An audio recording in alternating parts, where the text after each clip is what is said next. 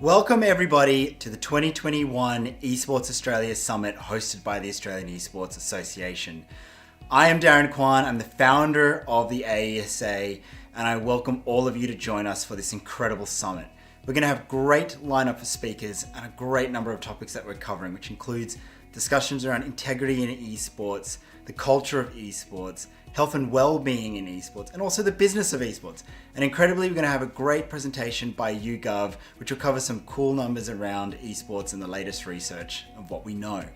As an introduction to who the AESA are, we are an advocacy group that has been promoting esports since our founding, both nationally and internationally through our relationships at the International Esports Federation and beyond. We have a set core of beliefs that we stand by, including healthy participation in esports for all participants, a safe, fair and inclusive environment that promotes diversity in the industry.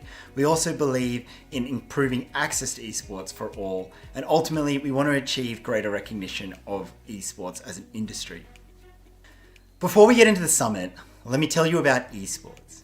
Esports is the sport of playing video games, one of the largest entertainment industries in the world, generating over $100 billion in revenue and played by billions of people every day. Video games does more than entertain us. It tells us stories, it engages our minds and challenges us, and it also connects us together. Even now, across the world, friends, family, and strangers are meeting in digital worlds. And esports is growing.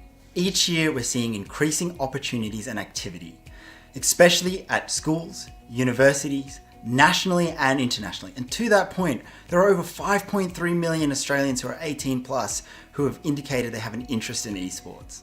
And esports continues to permeate our lives. Interesting, you may have seen in the headlines that Rowan Crothers took home a gold medal at the Paralympic Games in Tokyo. But he's also a noted Valorant player, one of the world's most popular esports titles that launched recently. Our industry, like all industries, has its opportunities, challenges, and growth pains. I'd like to collectively work together to examine how we can better support our domestic leagues and our domestic talent. And we should also work together to represent our players for international opportunities. As an industry, we need to collectively come together and address the challenges of integrity. We also should work together to ensure a fair, safe, and inclusive environment for all participants. I'm Kwan, and I really appreciate your time listening to me. I hope you enjoy today's panels and feel free to ask any questions of our speakers during the panels, and we'll get to them after the panel is finished. Now, a word from one of our sponsors.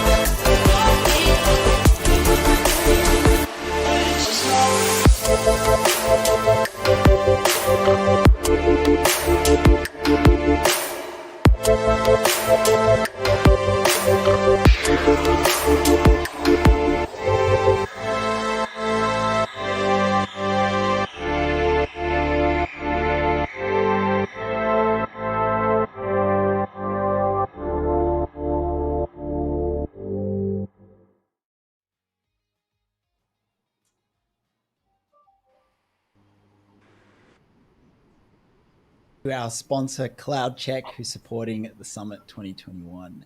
We're going to be discussing esports integrity and best practice, and I'm joined by some great speakers. So first off, we have Jake from Wargaming NZ. He's one of their product managers. And then in the top right, we have John McRae, who's a board member of the New Zealand Esports Federation. He's also the founder and MD of Vader and has a deep history in esports. We also have David McKay in the bottom left. He's a partner at Strategic Project Partners. And then we also have Matt Jessup in the bottom right, who is a lawyer at Game Legal, and then also a consultant for Sport Integrity and Governance Partners. Welcome, everyone. How's everyone G'day, feeling? Darren. Jake, John, David, Matt. I think we'll just dive straight into this. Because we do have short time and we've got a lot of panels for today. So what I want to do is, if David, you can first establish why integrity is important for esports and what does integrity really mean?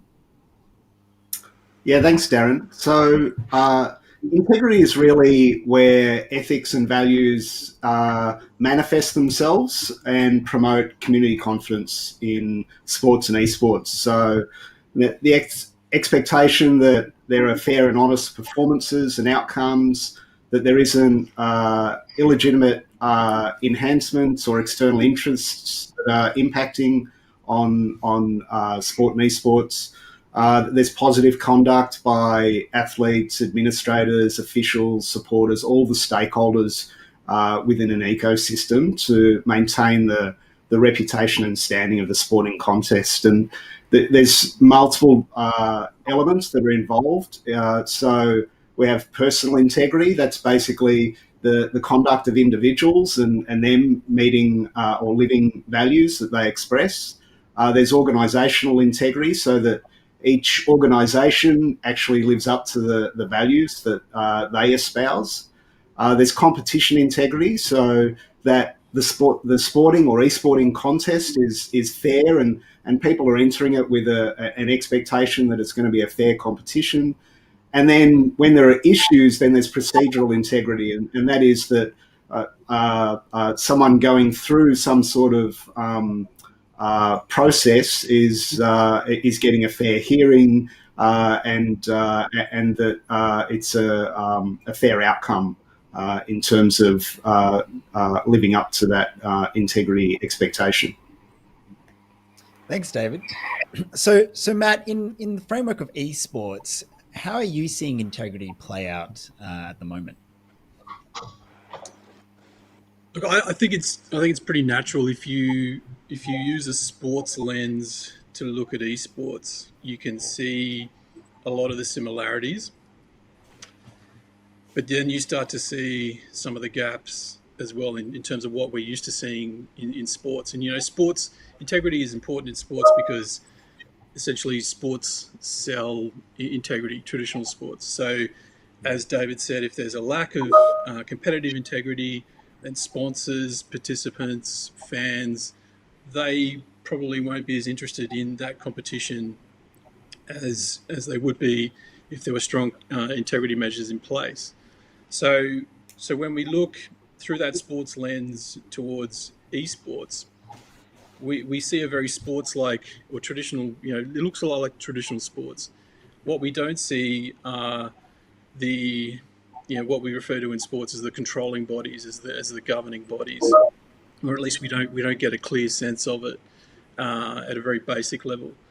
And that's, I think, when we're looking at integrity in esports, there's a few issues in play. The first one is, outside of esports, there's still, in 2021, there's still a pretty poor level of understanding of what esports are and the fact that there are various esports. It's not just one sort of nebulous thing.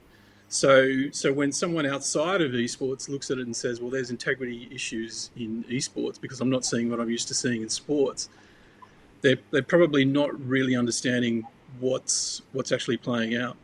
The second issue really is that these large publishers, these multinational corporations at the top end of the level, sports governance, running a sports league is not core business for them. Core business for them is to develop, promote, and sell a video game. So for the ones that are really getting involved in esports based on their IP, based on their video game titles, they're bolting on a sports league, and they're not really, to be fair, they're not really across how to run that league like a sports league.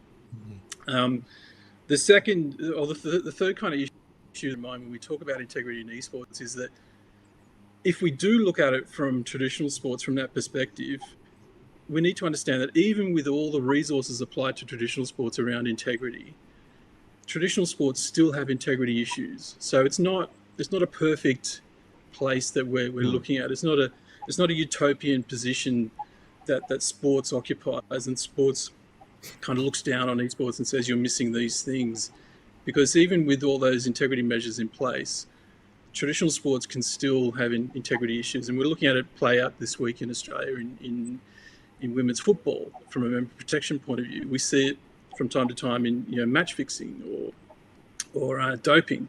So there are still integrity issues in traditional sports. So it's not an apples situation, but there's definitely a lot that esports can learn from traditional sports. But we need to adapt what we're used to seeing and what we've built in traditional sports, and then see if that can apply in esports. And at all times recognizing that the key difference is that the publisher, through ownership of the IP in the video game title, immense role to play in esports based, including as regards governance, including as regards integrity. Thanks, Matt. And I think that sets the tone for what we're really facing here as an industry, right? So, John, in New Zealand, the Esports Federation is recognised. You've got a relationship with TAB. How is the landscape in New Zealand when we think of integrity in esports? It's developing. Esports in the industry is relatively new overall in the context of sport, and as the other panelists have said, it's similar but not the same. And it has really been, I guess, the genesis of the New Zealand Esports Federation was sort of came from when we entered the market and there was no one to speak to, and coming from a boxing environment which is not known for its integrity, and certainly we thought to have values within that. We were looking for someone to provide that integrity function. So, but it didn't exist, and the level of professionalism within the industry wasn't at a level where you'd expect when you come from within football and rugby, where professionalism's played out, and those structures are there in the grassroots and the funding. A very different environment going for intellectual property, and so it was a balance between, I guess, forming an industry group, but at the same time with a goal of developing into a sport. And we were not phased whether we were considered a sport or part of the arts and entertainment industry, and this is really very much a trap that esports falls into, not just in New Zealand but also in Australia as well. But ultimately, we wanted to seek for harmonisation of regulations, and so that we operate as a region, Australia and New Zealand, and we have New Zealand players coming to Australia to compete, and Australian players coming to New Zealand to compete, and there's different regulatory environments from contract through to employment law, and you're dealing with young people that just don't have that access to legal advice around these issues, let alone sometimes comprehension around issues around match fixing and so forth. And so to pick up an early comment by David pre the panel, it really comes down to education. And for us, we were new to the industry as well, and so we decided to look at other examples offshore. So first thing was reaching out to you, Darren, at the Australian Esports Association back in 2016, but also through to the International Esports Federation, which is really the FIFA of international esports. And there is mixed opinions on whether they've been successful, but you have to start somewhere, and it's about building capability within the industry.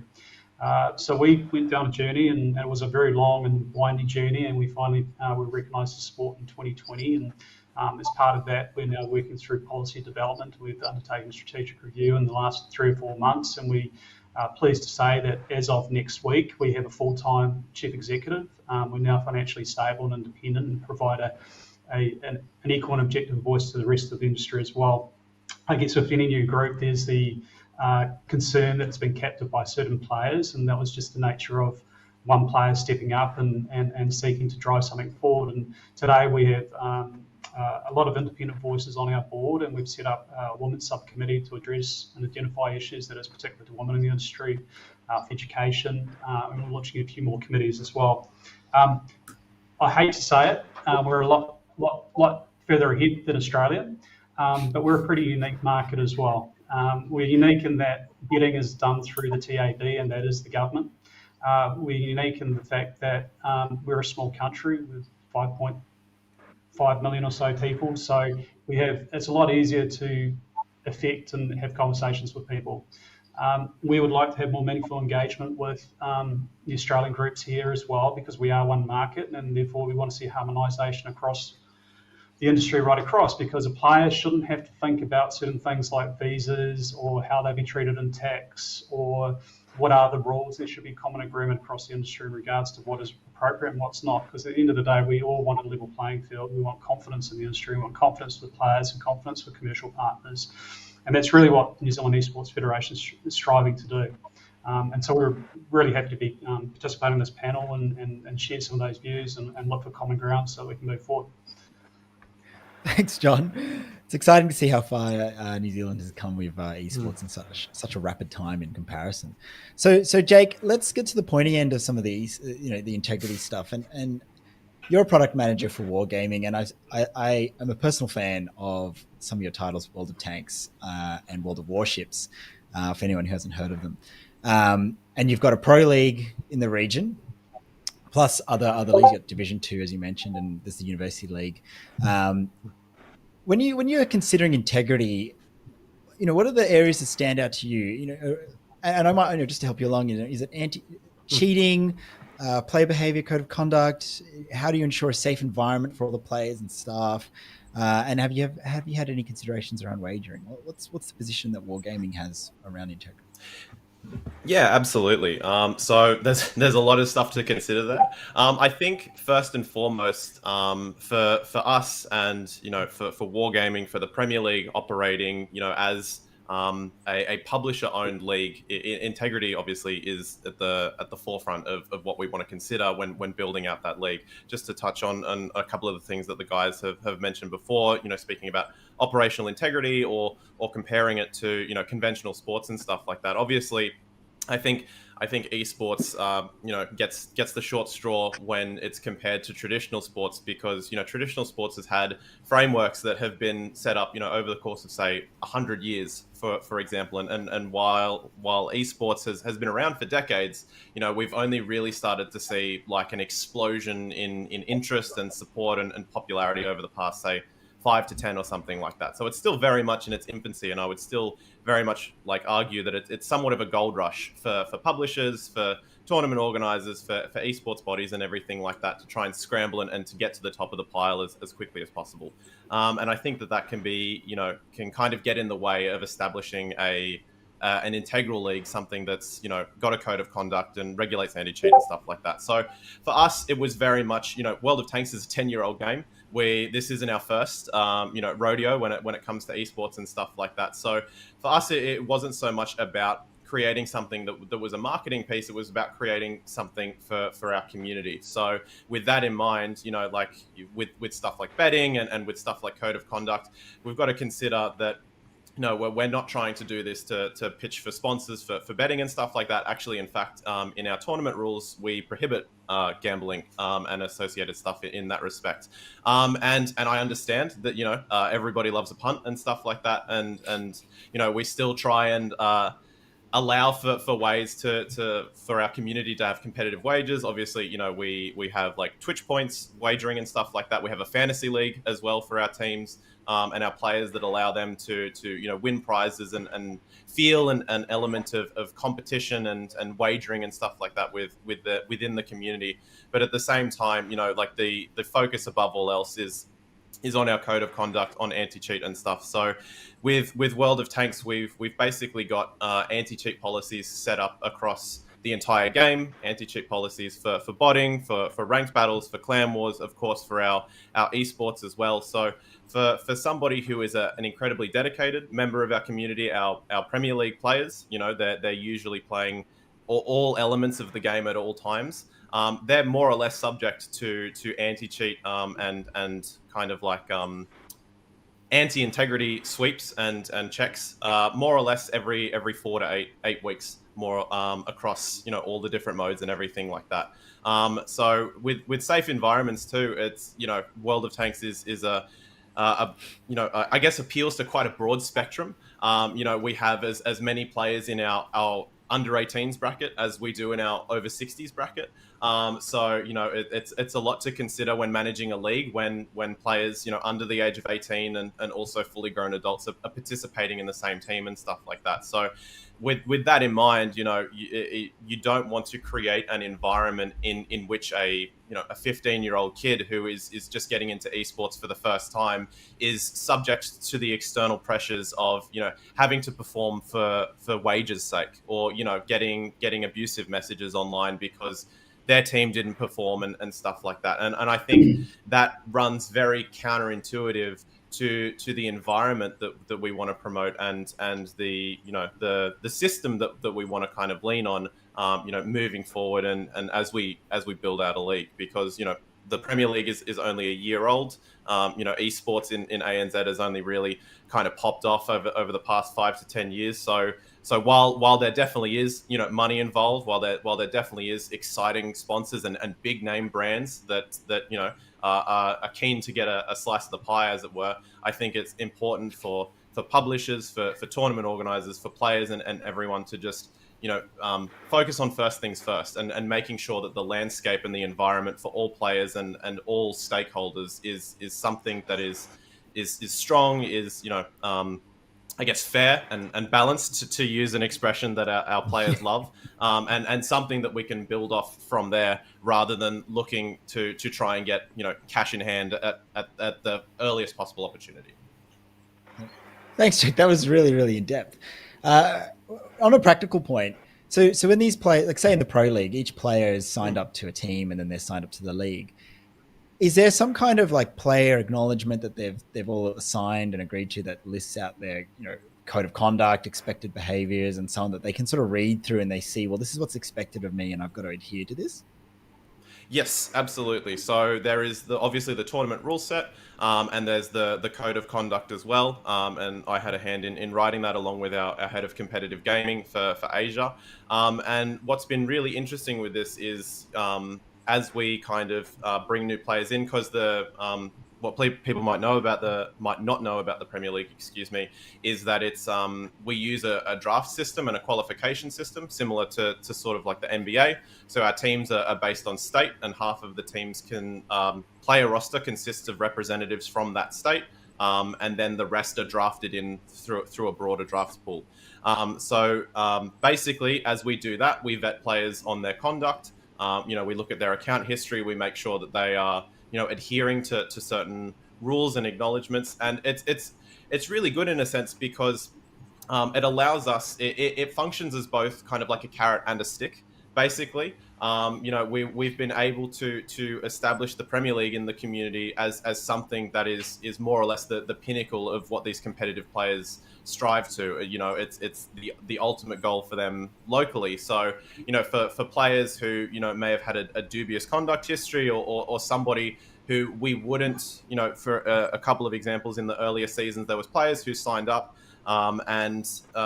Based on their previous conduct, they wouldn't have passed the initial integrity check, basically. And we say, look, you're not eligible for this season. But what we can do is, we run seasons every 6 months. If you're able to adhere to, this set of rules, this code of conduct, if you don't put a toe out of line between this season and next season, we can consider you for participation in future seasons. And so that's actually been quite positive for us because it's allowed us to provide a common goal for the community, and it's something that they're all striving towards. And we actually don't really feel like we have a mentality of players who are looking to exploit the system or looking to profit off it or anything, because we have thankfully been able to kind of cultivate a mentality of everybody is working for the common goal. The what's best for the league is best for all of us, and thankfully through quite close communication with our players, and fostering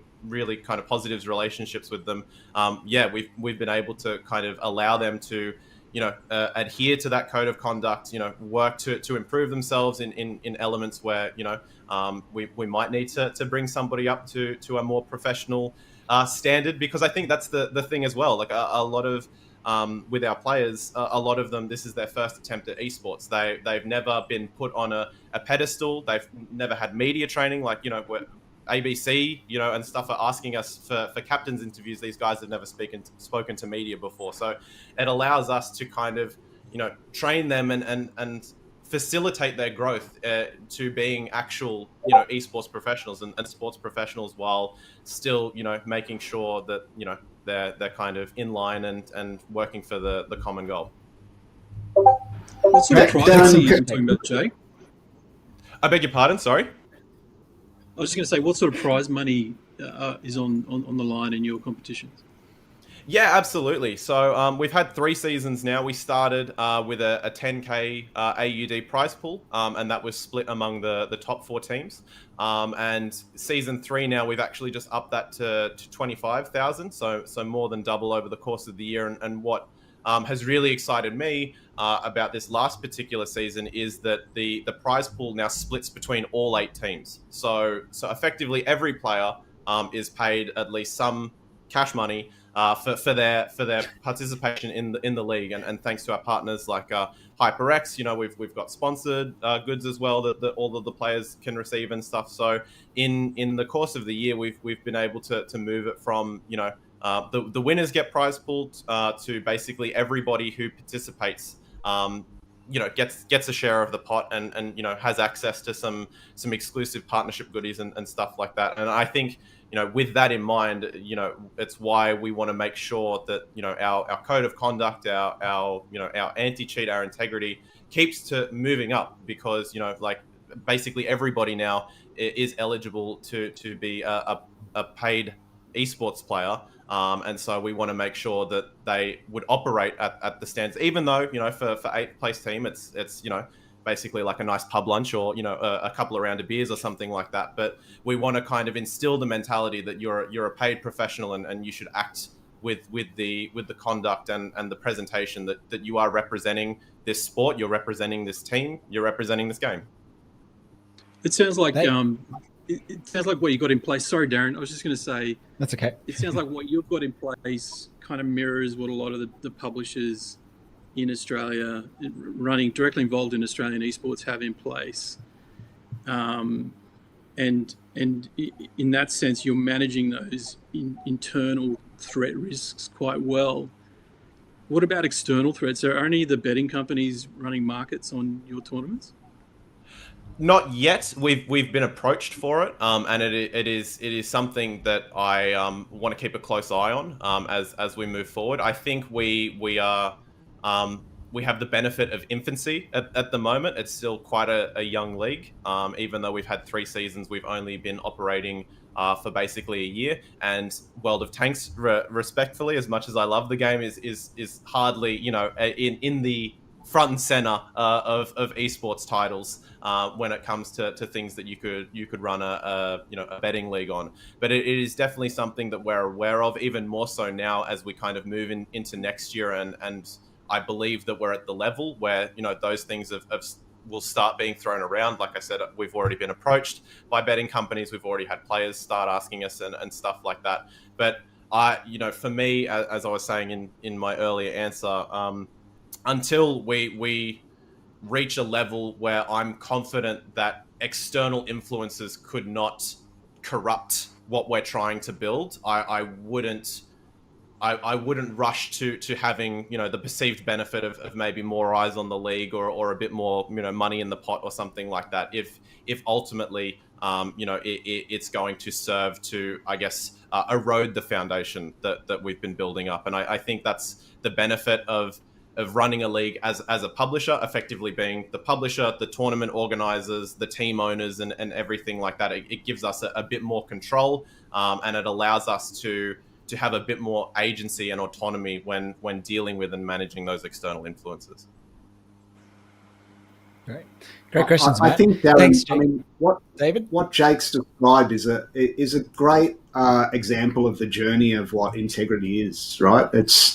It's about, I mentioned, it's about the manifestation of ethics and values. You need to establish what those ethics and values are, and then you need to go through the education process of bringing everyone on board on understanding this is what we stand for, this is what our expectations are, and these are the processes and procedures and things that we're going to put in place. And things like a code of conduct, it's great to have, but it's not enough to flash up a code of conduct like you're flashing up an end user license agreement and assume that everyone understands what it all means.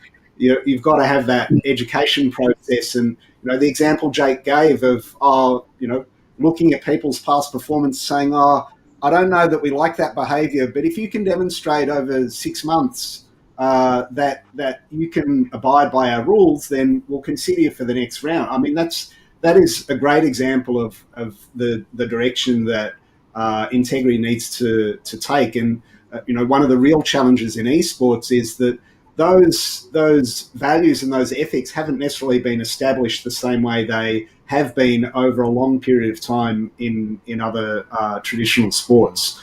And so there is a lot of effort required around that at this point.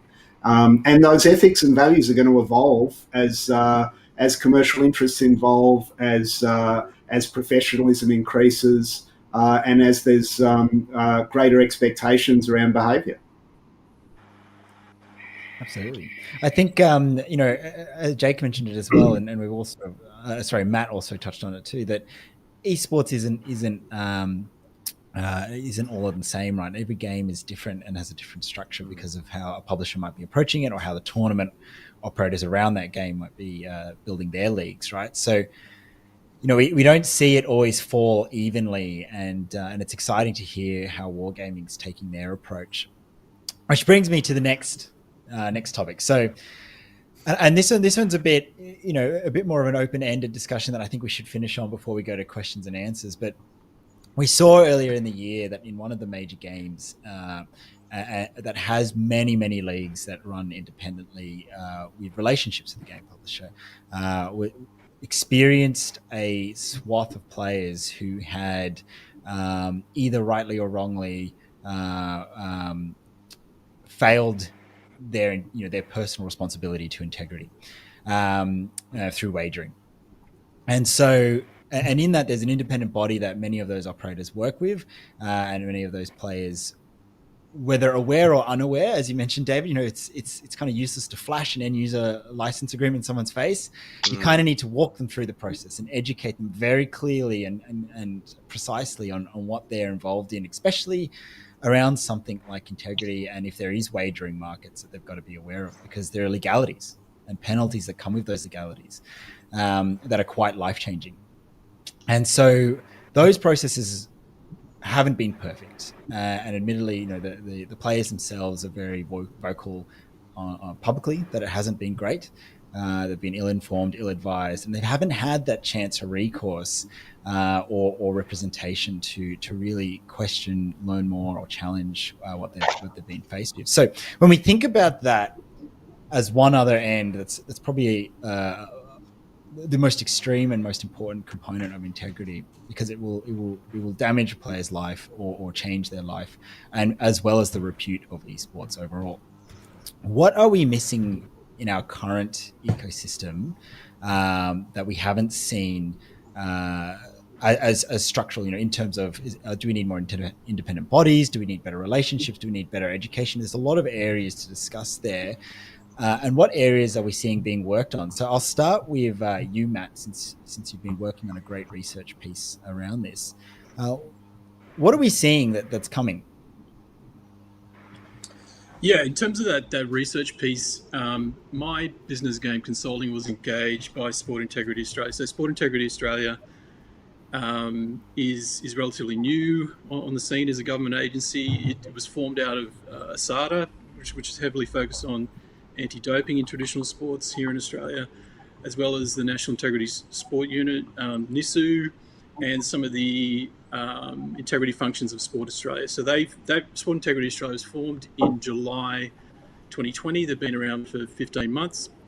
They engaged me to do a review of integrity in Australian esports and produce a report. Just for full disclosure, that report is still with Sport Integrity Australia. They haven't published it yet. They haven't tabled it to Parliament. So I won't speak about any of the 20 odd recommendations that I made in the report. But from the research in that report, obviously I couldn't engage the whole scene here in Australia, engaged 62 individuals from 38 organisations, over 40 hours of direct interviews. So that's a whole working week or a week and a half in France of direct interviews. And then I ran a player survey as well. Players are a little bit hard to engage, so we ran an online survey. We've got about 22 sort of pro, semi-pro players. The big outcome of that, as has been touched upon a few times here, is education. There's not a great deal of education and understanding of integrity and the integrity threats to Australian esports. So that is, it's low-hanging fruit, and it is every stakeholder's responsibility, and it's an opportunity for every stakeholder to educate their cohorts. So whether it be teams and organisations, understanding what their obligations are in the league or the tournament that they're competing in, and educating their players, whether it be leagues and publishers and TOs, educating everyone in their ecosystem.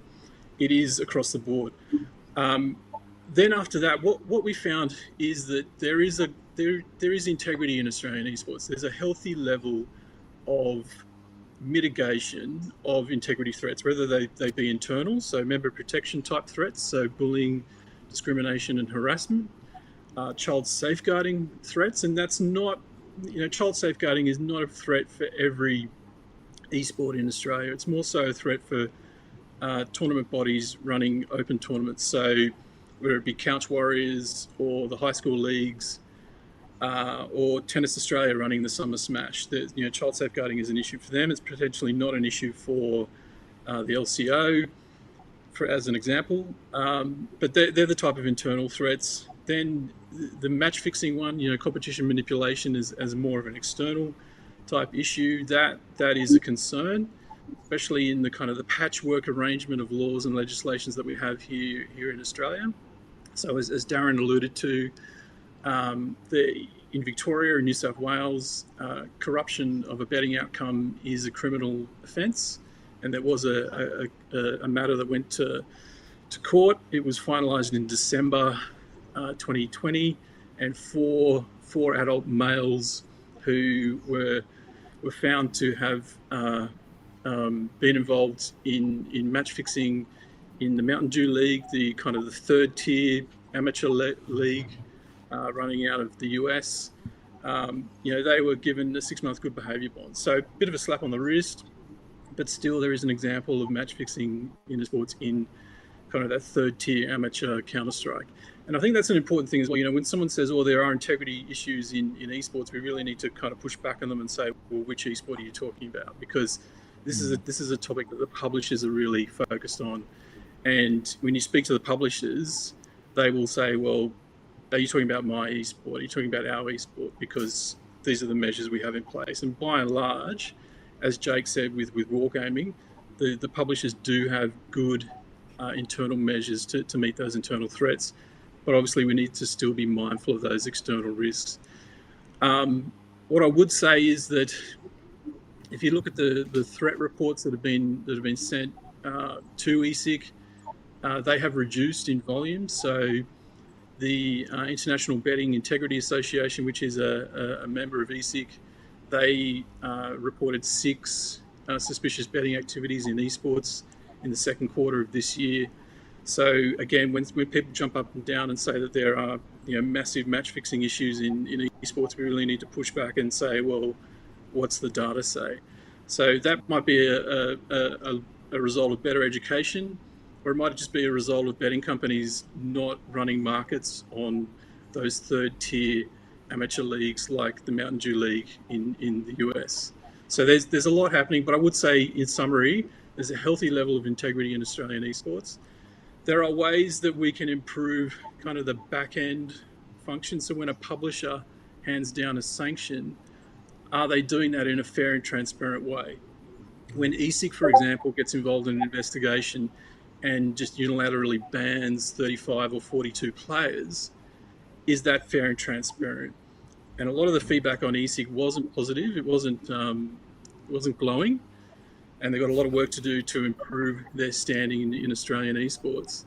But the general view on ESIC was that they're applying a very, very professional standard of investigation and sanctioning to a very kind of amateur level of esports in terms of what they've done below the top kind of levels of esports here in Australia. Thanks so much, Matt. That was really detailed, and thank you for touching on all the important pressure points around that. I'm going to use 5 more minutes with the panel before we go to 5 minutes of Q&A, because I do want to try and cut at 12. But if I can start with you, John, and then finish with you, David, just to pick up from where Matt was going there. John, in New Zealand and with the New Zealand Esports Federation, how are you collaboratively working to address some of those external threats?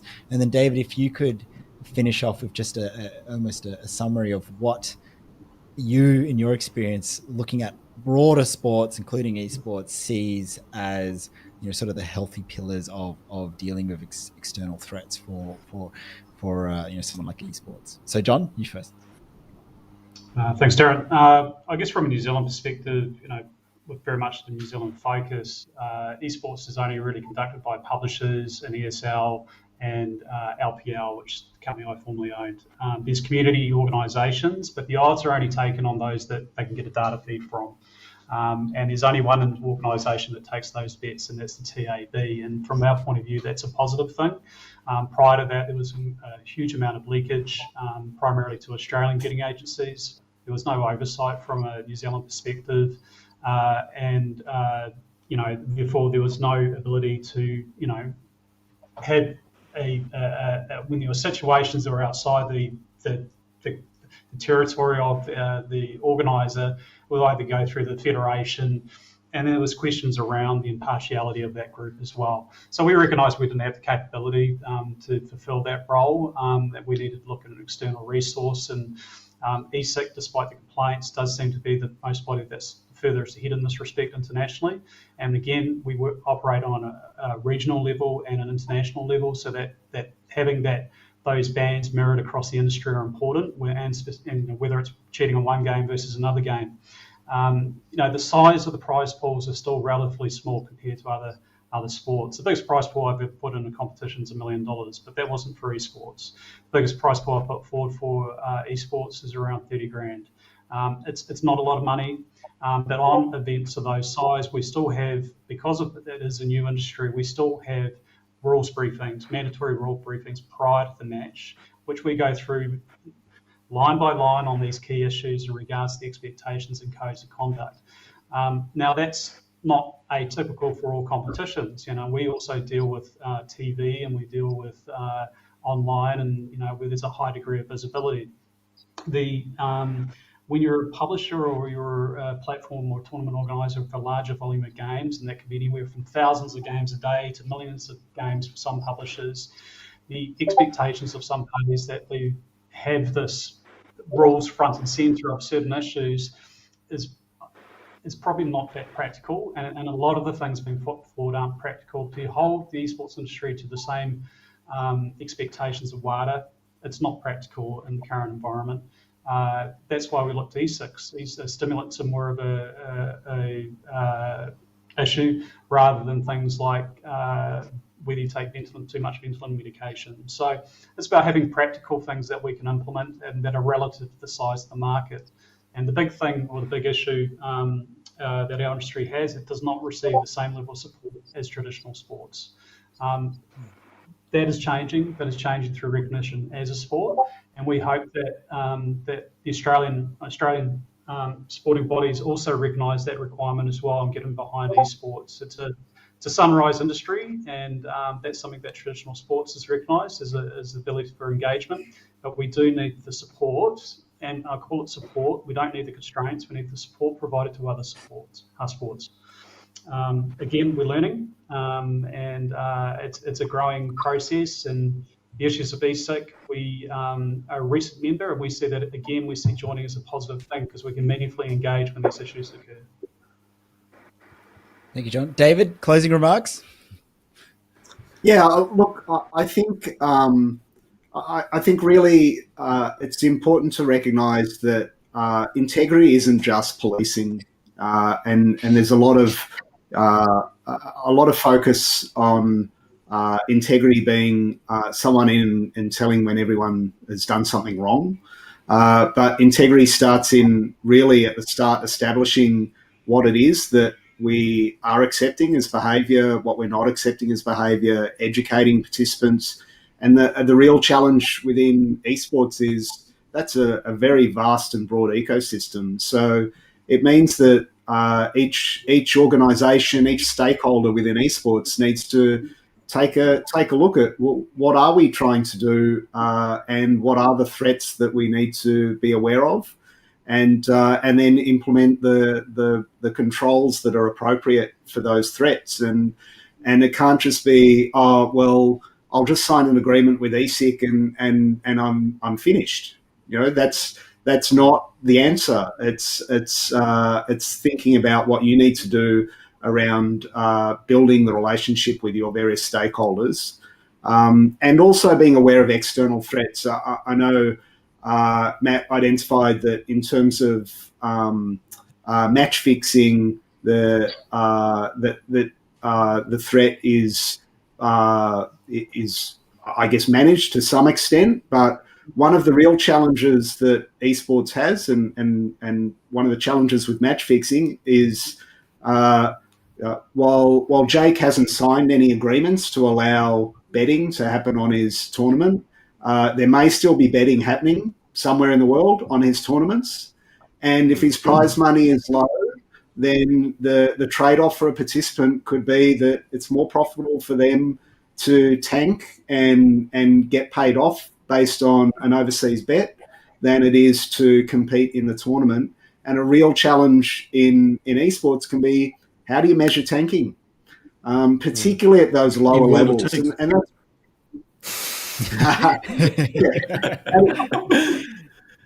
but particularly at those lower levels, right? At the elite, level, then those things are easy to Yep. detect, but at the lower levels, it's a challenge. And I mean, even in the last week, we've seen in traditional sports, the Dutch Football League have come out and recognised that they have a problem at junior leagues because of external interests, running books, and junior soccer players have been implicated in match fixing. So it's a real challenge across the board, and something that as relationships develop with betting companies, it's something to be really aware of for organisations. Is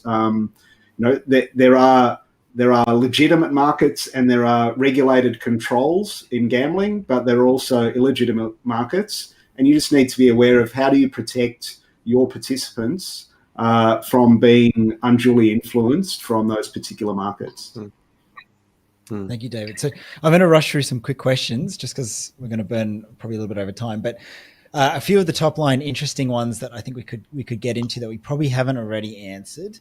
From Catastrophic Events, question is, should esports here in Australia have its own internal tribunal, I imagine independent, to address issues of integrity and offences breached within our industry?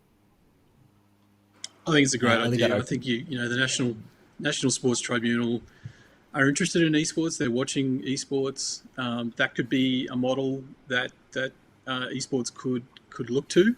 The problem is the publishers are keen to control and influence esports based on their titles. Certainly, the bigger publishers, and while Australia is a bigger market than New Zealand, we're still a very small market globally. So every decision here needs to go back to head office. And head office, usually based on the west coast of the US, very conservative. To the extent they're on the stock exchange in New York, their market cap is billions and billions of dollars.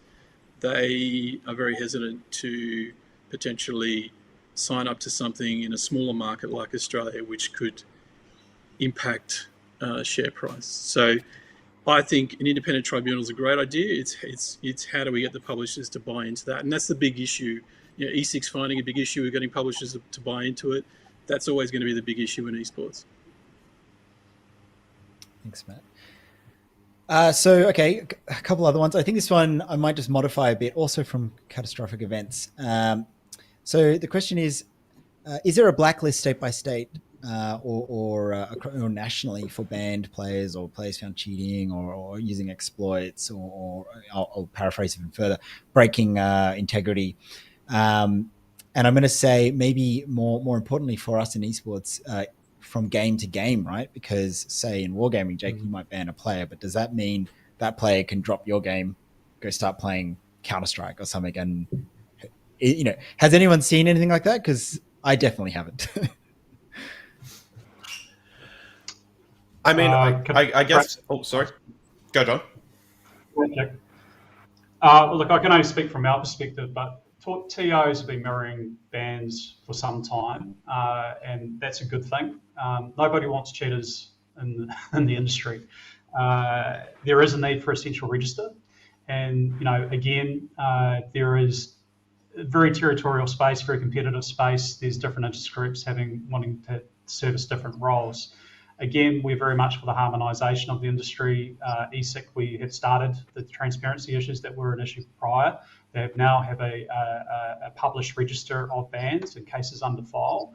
And we think that's important because part of the opaqueness of the industry, or considered opaqueness, is causing drama where there shouldn't be drama. There's investigations underway, but they are confidential investigations to protect the privacy of individuals and the operators. Until we get a central register, the cheaters are going to be carry on doing what they're doing, and we deal with very smart people who will look for exploits, and we're dealing with technology where exploits exist as well.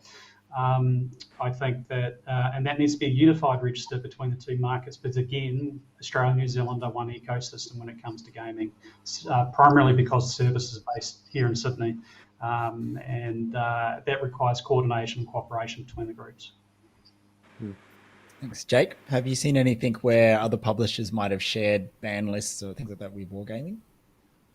Not with us, no, but it's certainly something that I would advocate for, because I think this is a small ecosystem. Players at the top level usually have skills that can translate across a number of games. I think what is advantageous about the Premier League in managing it as a publisher is that we have a greater threat of say like a sunk cost fallacy, in the sense that a player that is sanctioned and banned from our tournaments may be subject to being banned from their account and their overall game, and that can have a massive consequence to years of grinding and potentially hundreds if not thousands of dollars spent on it. So if that is a tactic that we can use as a publisher to disincentivize anti-integrity mentalities within our players, then if you extend that and apply that to the whole esports ecosystem, if you say if you stuff up in one community, then you may be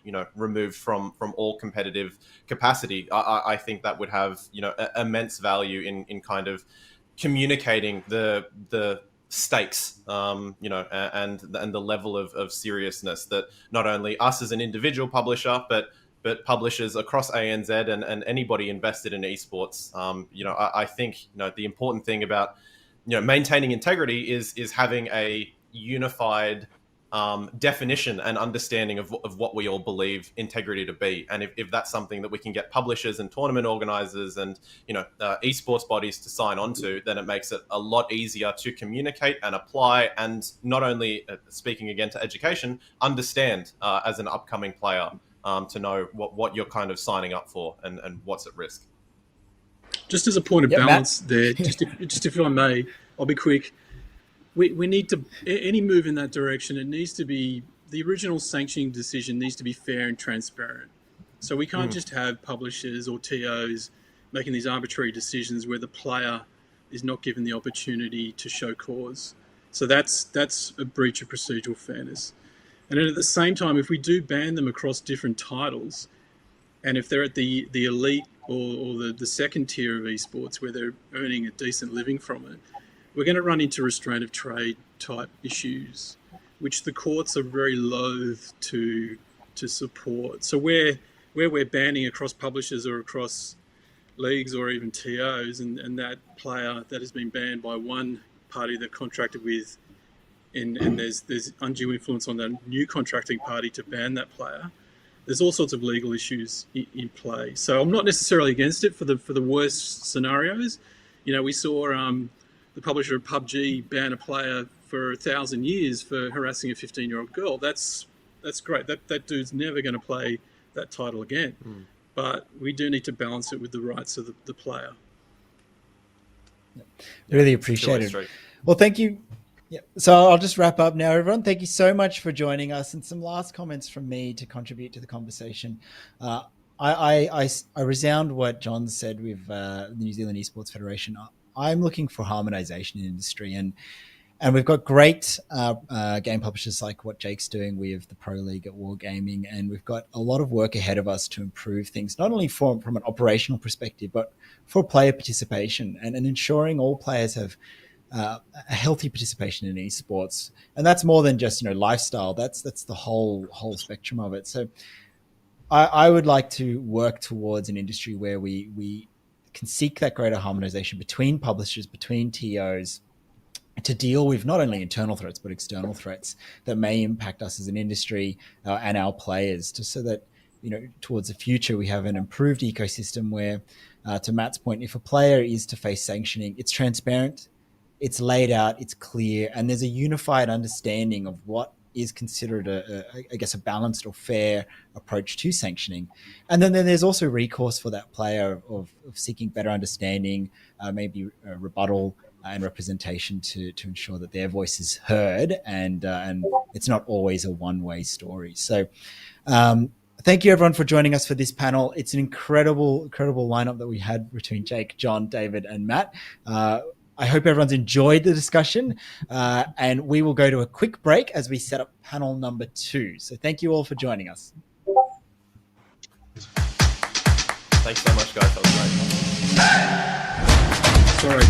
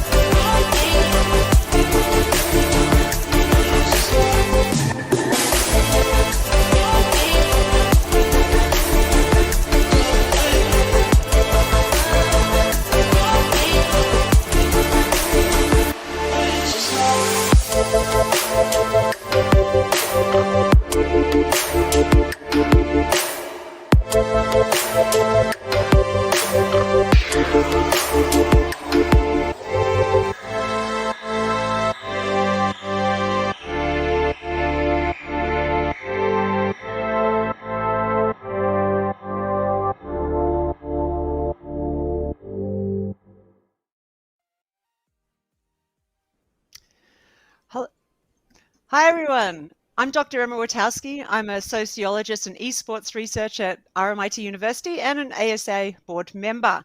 I'm going to be moderating this panel today titled Esports Health and Wellbeing 360 Degrees, Shaping Healthy High-Performance Cultures in the Sport of Video Games. So this panel brings together some fierce advocates that you see on screen who work with well-being in competitive sports and esports organizations. And today what we're trying to do is come full circle around the health of organized esports from grassroots to pro and talk about some of the problematic structures and perhaps some solutions to nurturing healthy cultures of play. We've got about an hour for this panel, so maybe 45 minutes with us, and then we'll shoot over to the Q&A in the chat. So please feel to pop your questions in there at any time and we'll address them at the end. So I think it's always a good time to take this sort of 360-degree view of esports from a health and wellbeing perspective, mainly because esports is the youth leisure activity of our time. It's fast-moving, it's a competitive culture, and it's a commercially active space, and all of that brings with it some challenges. From the Australian perspective in 2021, we've seen and heard from Sports Integrity Australia. They've just put out a report calling esports an emerging sport, not a sport, but an emerging sport, and identified some of the rising threats to their unit, including integrity responses and responsibilities surrounding esports, which we might think of as member protections for well-being. The federal government here is developing online safety expectation, a draft of the online safety expectation for platforms and digital service providers. That includes games, which focuses on protection from harassment and cyberbullying. The Olympics, the peak sporting body of the world pretty much, provided a mental health hotline for all of their athletes this year during the Olympics. But they also developed what was called a mentally fit toolkit for sports persons, but that also extended to families and support members to be able to recognize red flag behavior and also be able to act on it, know where to turn. On our own soil, we've seen Australian esports players publicly talk about a lack of education around match fixing, around gambling, and limited structural and prevention support. But we've also heard about these really remarkable personal and community care moments where unhealthy practices emerge, from excessive workloads to poor consumption habits. And much of this support happens behind the scenes and through volunteerism. So for us today, we're really lucky. We have some of those remarkable behind the scenes folks with us to talk about how they enact well-being in their space and who understand what structural support here can mean for favorable cultural outcomes. So our panelists today include Nicolasa Biasini-Tuli, co-founder of Digital Natives Academy in New Zealand. The remainder of our panelists are Australian-based. We have Scott Westonway Farmer, Head of Operations at Pentanet and former League of Legends coach at Essendon Bombers. We have Nat Mahoney, who's an esports tournament host locally and internationally, as well as a content creator. And we have Paul Roos. Paul is co-founder of Performance by Design and Roos Men Club, and he's a former senior AFL player and coach. So welcome everyone here this afternoon. Before we start, I would also like to acknowledge the traditional owners of the lands that we're meeting on today and pay my respects to their elders past, present, and emerging. So let's jump into it. And Scott, we'll lead out with you here. I'd say clearly we can take so much from traditional sports around health and wellbeing practices, but network playing fields and the pacing of esports, the age of folks which the esports setting is situated in, it's quite distinct. So let's start here. What are some of those unique challenges involved in doing wellbeing in esports sort of well from your perspective?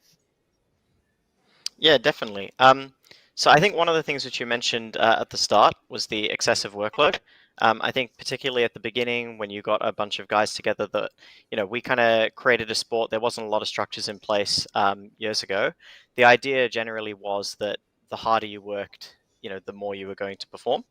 And so the culture which generated was a very grind-based culture. and that still like persists today in some spaces. I think it is slowly developing as the sport goes on, but yeah, back in the beginning especially, it was, if you weren't working 6-7 days a week, you weren't putting 11 hours in each day, then people would look down on you within the scene. And I think that mentality is slowly starting to change, but I think that is one of the, I guess, issues which can occur. I think as the sport has developed, another thing is to do with, I guess, just general structure. The sport developed with gaming houses, which meant you had 5 players or sometimes 6 players in a gaming house with the coach, with the manager. Oftentimes people were sharing rooms, or I guess makeshift rooms, making them out of closets, things like that. And so that provided a pretty intense set of challenges, just as far as relationships go. I know from a coaching perspective, that could be quite challenging, because you're obviously living with these people. You kind of develop quite a strong personal connection with them, but then you also have to discipline them. You have to be able to, set structure for practice. You have to have that level of respect from them as well. And oftentimes, like I said in the beginning as well, you were working 6 days a week. So this was your social life as well, was primarily with the players and with the manager. And so you sort of had to balance that professional, personal life. I think, as more money's come into the scene and you've seen more office setups and things like that, especially internationally, I think that's been easier. Particularly when I've been in the office setups, it's been a lot easier to balance that. But yeah, definitely a very unique, I guess, challenge to esports, I would think. Yeah. I want to jump in on that one. Just with like the gaming house, especially as well. I think it's not just like a sport thing, but also content. Like you have content houses too. But yeah, there's that challenge. A lot of people are having like makeshift sort of rooms, so it like plays a lot into like that sleep and sort of the quality that you can get in that sort of aspect.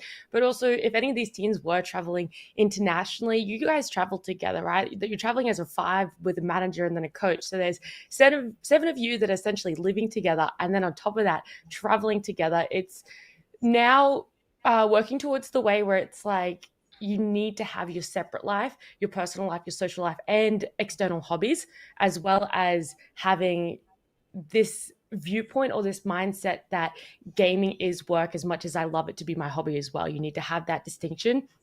And so I think through that, gaming houses aren't as big of a thing, or if it is, people will sleep in their own houses and then all game or work from a gaming house together. What does that look like from sports, Paul? I imagine that the coach and the players living together is a thing of the long time past, if it ever existed. Yeah, I think the learnings that esports can gather from other sports. I mean, I started playing AFL football back in the 80s. We trained at 5 o'clock in the afternoon, and our pre-season training was at sort of 6 in the morning. So I think looking back and seeing what AFL in my field has created is generally a high-performing team, and I think that's the biggest thing when I listen to Scott talk around what the environment looks like, because the environment's going to create the high performance. It's not just sticking a group of players together, or no matter what sport it is, and thinking just because they're really good at what they do, they're going to perform really well. It just simply doesn't work like that. And to that point, there's no question the best players that I ever played with in my early days at Fitzroy were the best prepared players. So they took their vocation really seriously, and that meant putting in time into their health, going to the physio when they had to go to the physio, getting good sleep when they had to get good sleep, going to the a sauna or going for swim on an off night and things like that. And I think the biggest thing about esports, you've got so much data that already exists, because you've got so many sports that have been in a professional environment. I started professionally in 1995. That was my first time I didn't work, and I'd played since 1982. So I had 13 years in a semi-professional environment, and I went to Sydney. I became a professional environment. So looking back is really, really important, and understanding it. So you're right. I mean, if we do in Sydney, we put players together, in Sydney, but you would make sure that they're a third-year player with a second-year player with a first-year player. You'd make sure you'd have the player welfare person check in on their fridge. What's in the fridge? What's their environment? We'd regularly check in on them. What's their environment look like, etc., etc. I guess our sort of coach-player relationship living together, was on the road. Where, when we'd travel together, we'd stay in a hotel together, etc., etc. But again, making sure the food was really good. Our dietitians did a great job with the hotels. What are we going to serve for dinner? What are we going to serve for breakfast? Players making sure, if we're having meetings on a Friday night, they finished at a certain time, players went to bed, etc. So I think the great thing about esports is that there's so much data that they can utilise, and then it comes back to what's valued. What are you really going to value? And that's the challenge. I think the immediate challenge is for esports, what do we value? The technical time practicing the game, as opposed to the preparation of whether it's meditation or whether it's just going for a walk or going for a jog or going to the gym or getting your sleep. That's going to be the real challenge, because as Scott said, no matter what sport, when you initially start, it's I've got to practice, I've got to practice, I've got to practice, I've got to practice, I've got to practice. And they're in that probably stage now, I suspect, where they're finding out, well, how much practice is enough and how much is too much, as opposed to the eating, the sleeping, the exercise, the mind stuff, etc., etc. And I suspect there's a little bit of that at the moment with esports. Correct me if I'm wrong. Absolutely. No, and sorry. Yeah, go Scott. Sorry, I was just going to say, I think that it's definitely trending in that direction, especially like when I worked overseas in France this year. They had a personal trainer coming in twice a week. We had a chef in-house who was cooking our food for us. And there was a mental coach who was a gold medalist in Taekwondo, who was there to talk about, I guess, mental preparation for our games. And I think as far as practice goes as well, before it was practice, practice, practice. Now it's, let's be really efficient with our practice. Let's set a goal. Let's, specifically focus on that one area of improvement and then like track our progress against it. And I think, as the sport develops, like definitely all the things which you mentioned about the sport that you've been a part of professionalizing, I think we're slowly, I guess, moving in that direction as well. Yeah, great. What about you, Lassa, from your space? How does that work with all these kids who absolutely, so many have the dream to be at the top level of esports? How do you mentor them towards what's a healthy practice there? Yeah, I think it's really important to understand the context in Aotearoa in New Zealand is quite different from where you guys are at. So for us, esports is very much in its infancy. So we've had amazing strides made in areas of broadcasting, in the kind of the professional space. We've seen the New Zealand Esports Federation fighting and succeeding to get esports recognized as a sport, and that was only recently, which I'm no doubt was a hearty challenge. We have LPL with their state-of-the-art studio, and Jason Spiller from Direwolves training out of Eden Park, which was a huge milestone. So that all helps cement kind of the status of esports. At a grassroots level, we've got really committed organizations, Victory Up, Native Esports, Respawn, ShadowNet, GameTan, all doing what they need to do to seed this space into our communities, into our schools. But I think what I see as our two major challenges are really at a micro and a macro level. So at the macro level, it's really getting understanding and acceptance from schools, from universities, from government departments, from policymakers, to get them to understand the opportunities and the challenges that exist, because with their support and acceptance comes resources, and with resources come the ability to build strong foundations, and then allows you to strategize for the future. So at the moment for us, it's really ad hoc and disjointed. And so I love having these conversations and seeing like where you're at and what you're speaking about, because I'm like, I want to be there. A second challenge I have is at a micro level, and that for us is this notion of digital well-being. So that's an area we've been really active in and been developing for the last 3 years. And it's about the impact that these digital spaces have on the mental, the emotional, the physical, and the spiritual dimensions of our players. And I can't understate how important that is to their overall health. So I would love to get to a point where we're talking about team houses and contracts and unregulated advertising. But yeah, and because then I'll know that we've moved past this infancy into a more mature stage. So, yeah, looking forward to having these future conversations with you and getting some feedback. Great. And, perhaps we'll get into some of that today. That would be great. Why don't we move on to the next question? Because we've got a couple of things we'd like to get around. We can always loop back to these at the end. And maybe we'll stay with you, Lasse, because, I mean, your group, you do so much work with folks who are already interested into esports, but more importantly, those who aren't so well represented and don't have the access points.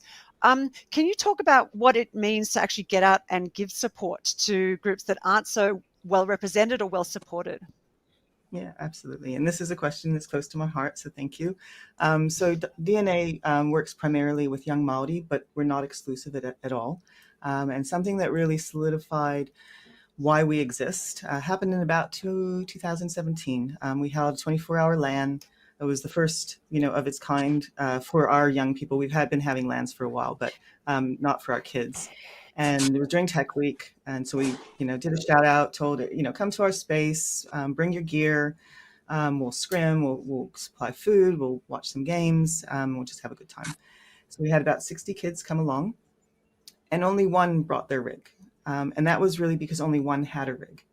And sure, they all had access to consoles, but that was a real eye-opener for us, and a reminder as to why we exist and why we continue to exist. So access has been fundamental to what we do, because the communities that we work in just don't have access, whether it's to a decent tech or to decent speeds. And then this has been exacerbated by the fact that we had this huge initiative to get devices into the hands of all our students, which is just brilliant. But they were iPads and Chromebooks, which are great when you want to access information. But at the same time, they ended up getting rid of all their computer labs. So most of the schools we work with no longer have computers in their schools. And so that, again, is really a huge challenge for our kids, because if they don't have access to the type of technology they need, a decent computer with a decent graphics card, then they can't participate in a meaningful way. And then just one other area that we we work with is girls in gaming, women in gaming. We held a all-female League of Legends comps, was open to anyone who identified as female, about 3 years ago. And from memory, we had about 40 or 50 players compete.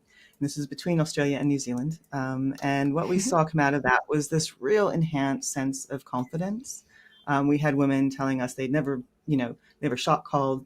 They'd never kind of been in positions where they were kind of directing the team. And that really opened their eyes to what was possible. And I think that ultimately, when you support these underrepresented groups, what you get is this sense of possibility, of dreams coming true. And I just think we definitely need more of that. Yeah. I want to tag on the back of this so quickly, because I feel like something you said leads so perfectly into like these notes that I have written down. And I literally, so like barrier of entry is obviously the first thing that you're kind of breaking down when you support these groups. But the thing that you said that like really leads into what I have, and I've written down almost word for word, and I go, it gives people the ability to believe beyond what they can see. So as a normal person, I'd say you obviously always have your top 1%ers that can dream bigger than anyone can ever see, right? But your normal average person, goals or big life goals are always just that one step beyond what we see in front of us. So if you see someone on a broadcast, right? For me, for my space, I see someone on a broadcast, or I see someone on 2 broadcasts. My next step is I want to be on these 3 broadcasts, or I want to do what they're doing in a different space. So you can only ever really dream a little bit further than what you can see. And so when you start bringing in underrepresented groups, you allow them to see things that they had never seen people like them in positions before. So diversity wise, if you're talking about gender or race, right? Very front facing sort of diversity. When you start promoting those underrepresented groups, they see people put in these positions that they never thought they would ever see someone. And therefore their dreams get to be one step further. They hit that, the next person's dream get to be one step forward. So by like supporting just one underrepresented group, you allow a whole bunch of other groups to feel that they can be in that exact position as well. And it just allows this culture of dreaming bigger and being better. Beautiful. Scott or Paul, do you want to piggyback on that? I mean, I know Paul, AFL has done so much in both regional communities and now, of course, with women. And then Scott, I've got Diana and Ewan sitting in my mind there, getting that opportunity to sort of wildcard spotted at MSI, like massive moment. So do either of you want to have a quick chat about what you see in your spaces?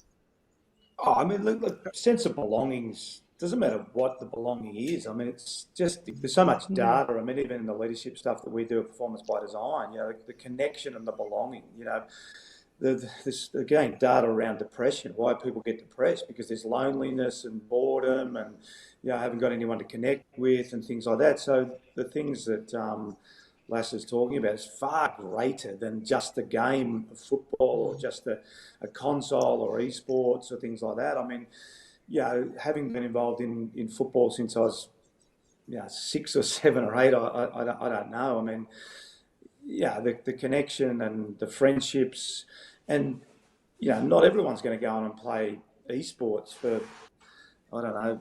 I don't even know some of the best teams in the world, Scott. You can help me out with that. But who's the greatest, best esports team in the world? And not everyone's going to go on and play for the Sydney Swans or the Melbourne Demons, or represent the All Blacks. But I tell you what they will do is they will make great friendships and learn great lessons and have great connections and things like that. And I guess that's probably some of the proudest things that I've been involved in AFL football.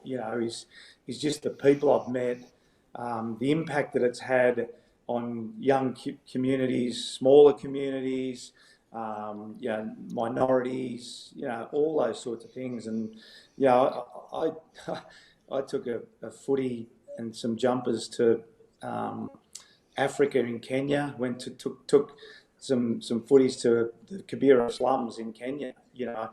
Kicked the football, believe it or not, with some indigenous people in the Amazon. We were in the Amazon, and I had a football with my son, and I got some amazing photos. Just little kids coming out of there. They have no idea clearly how I am, and no idea what AFL football is.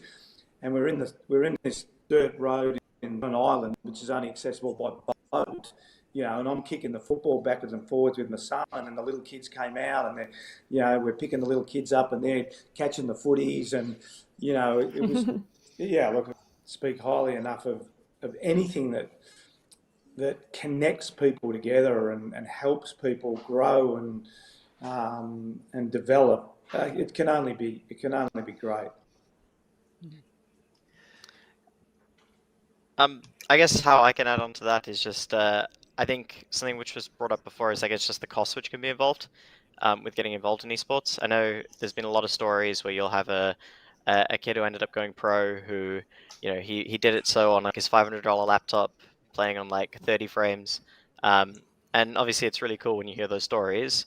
But there's also, I guess, there's probably been a lot of people that have been locked up by the cost. I mean, you need a pretty expensive rig. League of Legends is one of the games which actually, which we're a part of, which doesn't require as expensive of a rig, but it's still, compared to a console, it's quite an expensive thing to get into. And so I think, just on that side, the more accessibility that you can have as far as access to community PCs and things like that, I mean, that potentially means that you're going to get, the next star of the game in Australia, which potentially might not have had access to it, right? Yeah, really happy to hear you say that, Scott, because I think there's some local council persons in the chat. And, I'm a strong advocate for libraries being actualized around esports, around gaming labs for public use. It doesn't just have to be in the, the private high school, but, our local community spaces as better hubs. That would be a great thing. We're going to go on to the next question. I'm going to shoot this over to you, Paul. But a little preamble. So I am absolutely obsessed with Paddy Mills. Paddy Mills is an Australian basketball player. And, the Olympics was this year. They did very well. They won a medal. Shout out to the all Olympians. Amazing work and keeping my well-being up and at 'em for 2 weeks, or actually even more than that, a month, right? But what we saw with Paddy Mills was on the basketball court, he was a participant in leading a really strong on-court philosophy for the team, really nurturing positive behavior, but it also shifted off the court. And he was very good at talking about what it means to pass on to the next generation. So, Paul, with you, this is like your home turf pretty much. Can you perhaps identify or talk through some of the pieces of the puzzle which really do that work of propping up a healthy culture, or alternatively, where you've really seen a person or an organisation fall down? Yeah, it's a great conversation. So let's just break down culture really simply, because I think we can overcomplicate terms like culture and leadership and empowerment and all those sort of things. Okay, culture is simply the behaviours we accept and the behaviours we challenge. That's culture in a really simple term. But the power of it is far greater than that. You know, I was really fortunate. I went to Fitzroy as a young kid, and this is the impact it had on me. So back then, the behaviours of those players that I walked into were exemplary. The on-field behaviours, the off-field behaviours. And I'm 58 now. I've been involved in footy for 40 years. So that's the impact that it had on me. The impact of culture is enormous. Let's really be clear on that. Particularly the younger you come into a culture, the more impacted you are. I was 17 when I went to Fitzroy. So as a 17-year-old, I'm just looking to fit in. So if I get with a bunch of rat bags, what I become? I become a rat bag. You know, so in answer to your question, Emma, it's are you really clear on those behaviours? You know, and I think that's, again, getting to esports, we've got to be careful we don't judge everything, and footy's the worst at it, winning and losing. You know, like winning and losing. My God, you know, everyone gets obsessed by winning and losing. We've got to. Simon Sinek talks about, I don't know whether you've ever heard him talk. He talks about the scoreboard is wrong, because the scoreboard is always based on outcomes. The scoreboard around good culture and good performance should be on culture, should be on behaviours. So if we're asking our esports, you know, players to be healthy, they should be judged on how much sleep they get. They should be judged on how often they exercise, not just how often. I think that's the greatest evolution in football, is the scoreboard continues to change. It's still very much, because it's such an emotional business, and you know, the grand final was on last week, and you know, ask a Melbourne supporter, was they care about whether players are sleeping or eating or whatever. They just want to win a premiership. But the people of Melbourne understand the importance of the balance in the life. So, Emma, the simple answer to the question is, good culture is about good behaviours. All right, and if you're not sure what it is, just ask, is that acceptable? You know, is that acceptable for players to turn up late? Is that acceptable for that player still be playing esports at 3 a.m. in the morning? Didn't we talk about sleep as an important part? What's acceptable? And then who's holding those people accountable to those actions? Because there's a lack of accountability everywhere at the moment. Who is holding, whether it's an AFL player, an esports player, whether it's your family has a culture, business has a culture, sport has a culture, countries have a culture, everyone has a culture, and culture travels. You know, we hear about it. Gee, I love to go and play for that particular esports team, because I've actually heard that, gee, they've got a really nice environment they live in.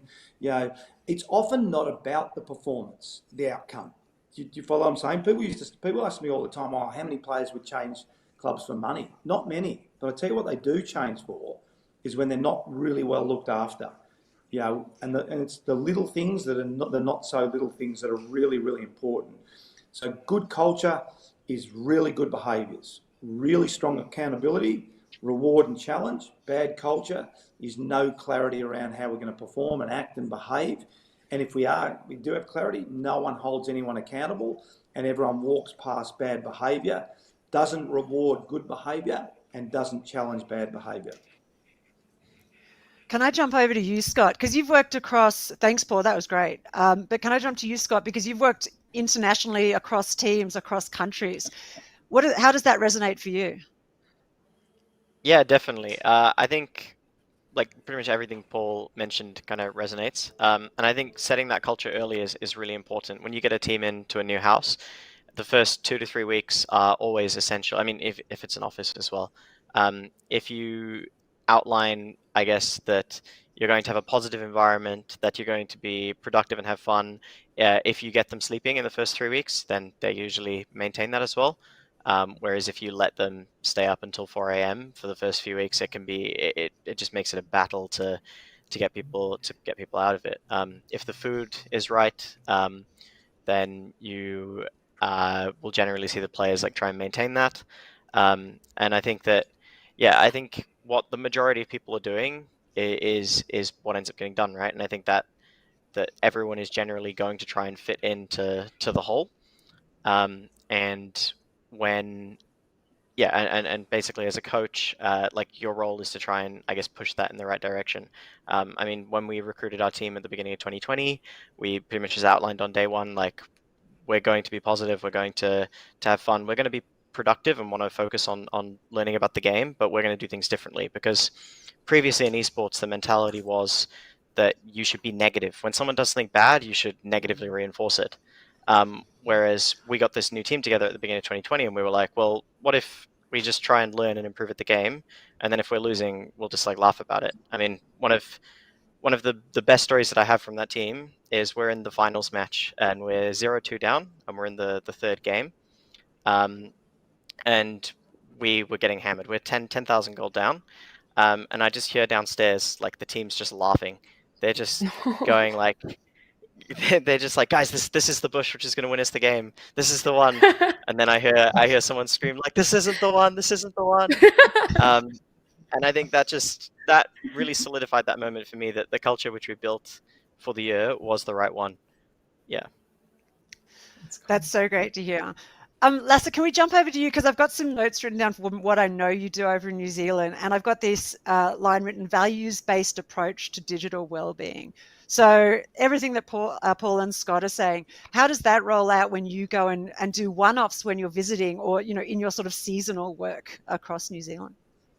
Yeah. So we've developed a program called Te Iwi Matihiko, and it translates to the digital tribe. And it's absolutely that. It's a values-based approach to digital well-being. We kind of take our kids through a couple of workshops, and one workshop is very much around social media and staying safe online. But the other workshop is around gaming, esports, sportsmanship, high performance mindsets, and team-oriented thinking. So it's really getting them to understand the skills that they need to be within a team and to kind of make that team benefit from them being in it. So that's been really important, because there's no understanding whatsoever of that need, and when we explain to parents and teachers, it's like, you have rules on the field, though, and those rules are explained to our kids. But when they go into game, there are generally no adults, or they're playing with adults, but there are no rules. And so it's really kind of trying to create a foundation on which they understand, this is how I treat one another. This is how I manage my tilt. This is how I manage to not rage quit. This is how I deal with someone who's not doing what I want in game. And so that kind of just trying to change this existing culture, because what we have in New Zealand is incredibly toxic. And I'm down with salt and I'm down with banter, because that's part of gaming.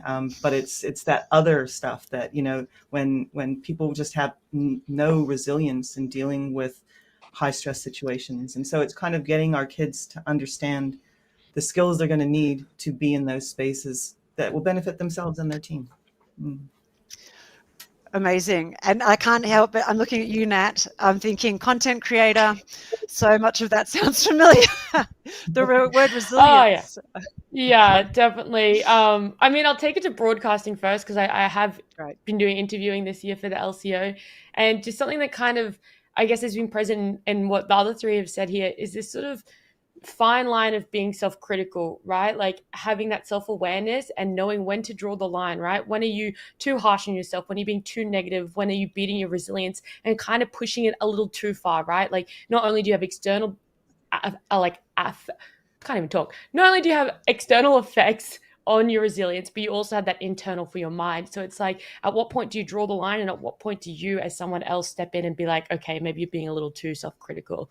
So it's knowing that at what point are you no longer progressing and you're just being way too harsh on yourself. So that's what is something that I've found in a few interviews throughout my year, but then it obviously also easily translates to content creation. At what point are you beating yourself up because a content piece didn't go the way you expected to, even though you spent a whole week working on it, even though it took you over 20 hours to edit? So it is this resilience, and you just have to know that I guess with content, there is like this little bit of, okay, that one thing didn't work out, but it doesn't mean that it won't not work out next time. And having that positive mind frame that I guess Scott was talking about, how just try and laugh it off. You try and find that silver lining. It's hard, but having a good culture, a good support network around you is what's ultimately going to be able to like uplift that and bring it. Yeah, there's such good points. And I come back to the sort of the professional sports one here. Like professional sports people are really good at failing. Like they learn how to fail every single day, right? From when they start. But now all of a sudden we've got this esports public and everyone's failing and they're failing in public. And that's the support network we're missing, that everyone does it. It's completely normal and you're going to be all right. You pick up, get it on the next day. So it's really great to hear you speaking about that. And the other thing that that rang out for me was around self-critique. A women's basketball player also at the Olympics came out last night to talk about what she'd hidden for years around very negative self-critique of her performance nonstop. That was debilitating, and realizing that a lot of us go through our sport or our leisure like that, and that we need to be thinking about the resources. Well, one, self-care, but also resources to realize that it doesn't necessarily have to be that way, and there are resources that we can lean into and people that we can lean into. More importantly. I might stay with you, Nat, here, because I want to give you a magic wand now. Like, ding, where are you going to, like, ding on the little thing? The little thing could be a massive thing. It could just open a pile of worms or a can of worms. What would you tap on? What would you change? And who would you hope would be affected on this thing that you tap on around health and well-being and esports?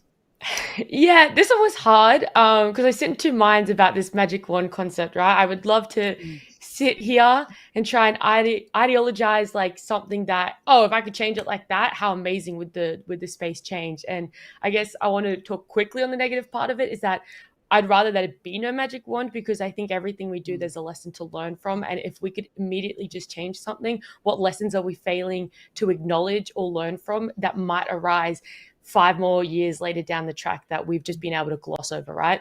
But obviously it's a magic wand, so let's pretend we learn all those lessons while we wave that magic wand. And it would be something similar to what we just touched on. It would be positive affirmation and rechanging the ways that we define things or think things. So I think people see positive affirmation or like reinforcement as compliments. It doesn't have to be a compliment. It doesn't have to be like, wow, you do this so much better than someone else. It can just simply be what you did was great. That's in the right track. That's the right direction. You're heading in the right space. So I think people just really fail to remember just how easy and how long of a way something as tiny as a passing comment like that can go to someone. Similar things in what Scott said for the teams, like let's say someone does a misplay or something. It could just be something as simple as you had the right idea, the positioning was just off. Really easy, really simple, but already then they're not going to be self-critical on themselves because they've realized that someone else has been able to acknowledge what they were trying to get across. Same thing in content. You get a video out there or in broadcast, you ask a question, it doesn't go the way that you expect it to go. Someone acknowledging that it was on the right path and maybe just coming back and reworking what you had put out there is something that's going to help a lot. But also along the rethinking space is trying to always think to be in that success bubble, right? We see all of these successes, so many success stories. Everyone loves an underdog story, all that sort of stuff. But to quickly touch on it, I don't know if many people know, there was a leak that happened in Twitch this past week where it I'm not going to say exposed, it's probably not really the right word, but it brought to light the top 10,000 payout Twitch creators of the past month. And when you boil that down to how many active streamers there are on Twitch, that's the top 0.1%. Those 10,000 are the 0.1% of every Twitch streamer out there at the moment. 25% of that 0.1% don't make minimum wage. So it is really rethinking about what this success is, because so many people, for them, it's like being in this top 1%. It's like, that's great, but if you're on the top 1% of Twitch, you still might not be making a livable wage. So it's trying to change that viewpoint. Brings me to the next point. Sorry, I have a lot of points on this one, is the education, right? It's not so much what we say to people and how we build them up, but it's the medium in which we give it to people. There is information out there. Paul touched on it. We can learn from other sports. We can learn from so many sectors of life, but that doesn't mean anything if we don't have the correct medium to educate people. So I think any of those three things that I mentioned is where I'd want the magic wand to land. It's hard to say one. The rethinking is like such a broad spectrum, but definitely the positive affirmation, I think, goes a lot longer than people think. It creates an environment where people might want to start learning then. And then all of a sudden, from one thing, you've been able to transpose down and just fix so many different areas of content, teams, broadcasting, orgs, all of that kind of get brought under this one umbrella of just one simple mindset change. Great. Thanks, Nat. Does anyone else want to pick up on that, or do I need to pick on someone? I think I one could probably of talk a the little great bit. things, talking about magic wand, one of the best things I ever did was when I finished playing, and this probably gets back to my original conversation. I had no idea what I was going to coach and no idea what I was going to do. So I finished playing in 1998, and I sat out at the desk and I wrote down the things I liked about my leaders and I didn't like about my leaders. And in a sense, that actually became my magic wand. It was actually an audit for me to look back on my 17 years of football and said, well, what did I think the leaders, and where was the game going? Because to be fair to the leaders at that particular time, you know, Robert Walls was a school teacher, David Parkin was a lecturer, so they didn't have time to worry about, you know, health and well-being and leadership and culture and all those sorts of things. But I think by doing that, it allowed me to look forward and see where the game was potentially going.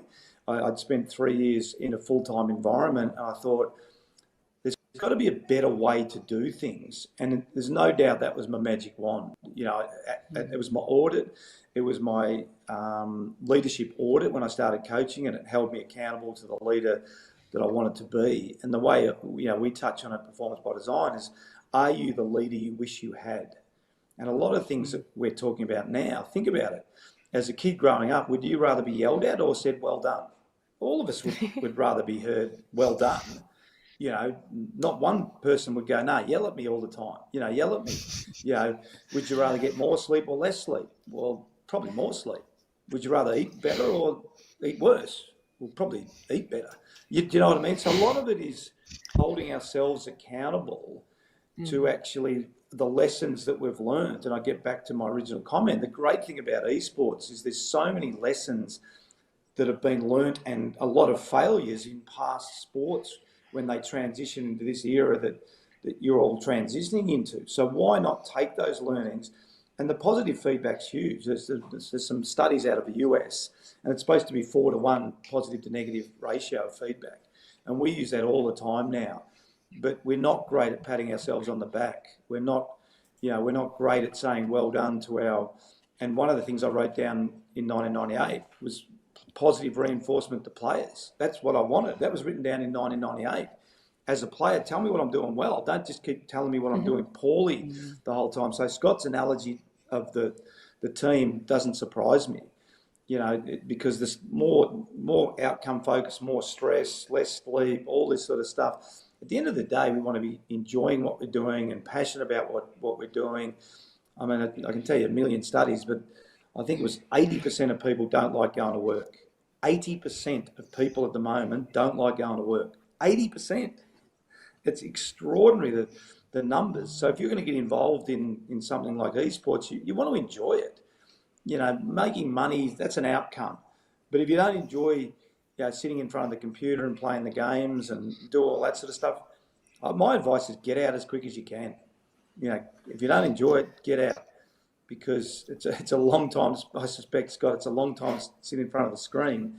If you hate, I mean, I trained hard for footy. If I didn't like it, it would have been a nightmare. So, you know, just passion in what you do, enjoyment and fun and excitement, and that's up to, you know, to the environment, creating a really, really good environment. So the magic wand for me would be just create a great environment and utilise some of the skills have been, you know, learnt, failed, and obviously the triumphs of other sports that come before you. Beautiful. Scott, you were going to also jump in on that one? Yeah, no, I mean, I think what I was just going to say is that I think, yeah, just building that environment where people can really feel safe to fail is just so important. I think the team, which I mentioned before last year, the biggest thing with them was that there was never any, I guess, no one was generally, like, obviously you have your flare-ups with any team, but generally people were very supportive of each other when there was a mistake. If someone made a mistake, it was like, okay, let's like, what did we do wrong? Like, how do we fix it? Or they would generally, if we did something well, then you would come out of a practice game and someone would be like, oh man, that was so cool, like when you did this. And then we would go through like the positive points first and then go through. And I think it was actually that 4-to-1 ratio. I remember reading about the same study going into the beginning of that year. And that was something which I tried to push as far as the culture goes as well. And it just makes such a huge difference. And then whenever the games, sometimes in league, you just have a game which is a complete blowout. And then thing which you just tried doing is the players would come up the stairs, and instead of going through like, minute by minute why you lost a game in 7 minutes, I just come up and I would just like start laughing, and I'm like, guys, that was bad. Like, and then you just start laughing. They're like, wait, what? He's like, we're not angry. We're not gonna like have a go at each other. It's like, no. We like, that was funny. Like, let's just go and do it again.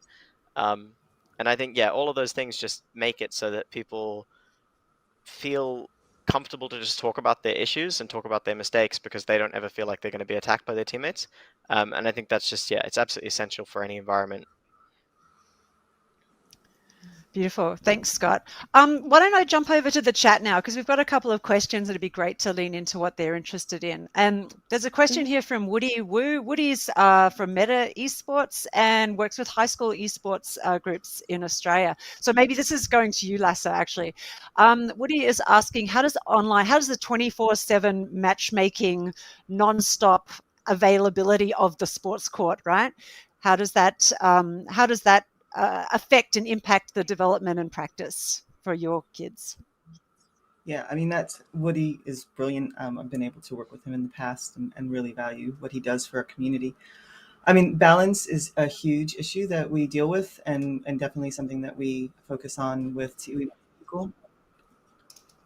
So yeah, I think it's trying to kind of get that information across to your players of how important, their online and their offline worlds are, and that, they need to be physical, they need to be outdoors, they need to be kind of getting fit and breathing fresh air, because that will really contribute and benefit their online play. So I think that's important, and equally kind of getting our parents, because they're the ones that help facilitate that behavior, really getting them to understand what should be expected, why it's important, and why equally, being in game is important, because we're still having to have those conversations with parents and teachers. So yeah, I guess it's just, that's information, lots of information, and then just showing them, fatigue changes gameplay. So, when you start getting fatigued, you really need to settle down, step away, and yeah. And we're going to have to wrap up soon. Does anyone have any final comments on that one? And Nad, I'm looking directly at you with the 24/7 nature around content creation as well. I will try and be as brief as I can, because I know you do want to wrap up. It is really difficult to switch off, not only in terms of knowing when fatigue is hit, to stop streaming, to stop recording videos, to stop just playing, to remove yourself from online. It is really difficult, but it took me a very long time. It took me almost 1.5 years of streaming to realize just how long it took me to slow my mind, to settle down, to actually be ready to go to bed from streaming. I work a full-time job. So I work by 8 hours a day. I come home and I stream for about 5 to 6 hours on top of that. And I try and squeeze sleep in there somewhere, right? And it took me 1.5 years to realize that it takes me 2 hours to wind down from ending stream to be able to be in a state to sleep. So to start factoring that one in, it was a really big learning process for me. And I think it's one of those lessons I wouldn't want anyone else to go through. So if someone were to come to me in the esports space of being a pro player or streaming or content, I would say that's the first thing you have to look at. So it's hard to turn off, because that availability is right there, but it's knowing that online isn't an escape, and knowing like your own personal limits.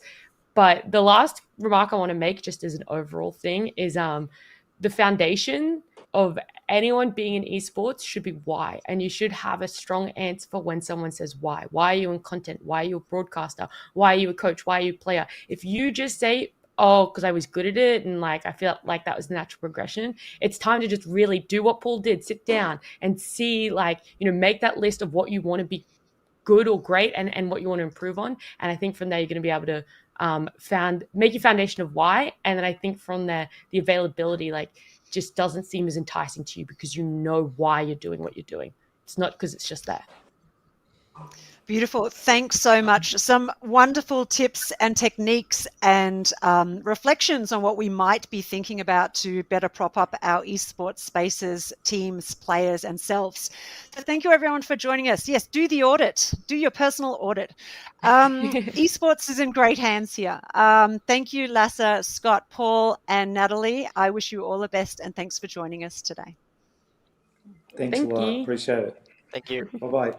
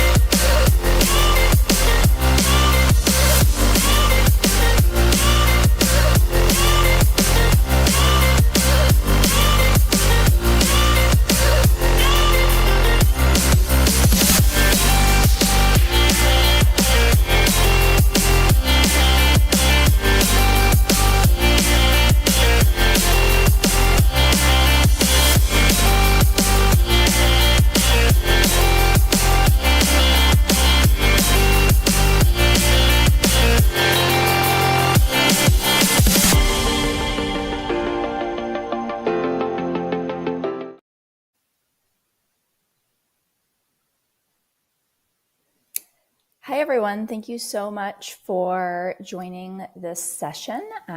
We'll be reviewing some information and data about global trends happening in the esports industry. My name is Nicole Pike, and I am the Global Sector Head of Esports and Gaming at YouGov, which is a global research and analytics company.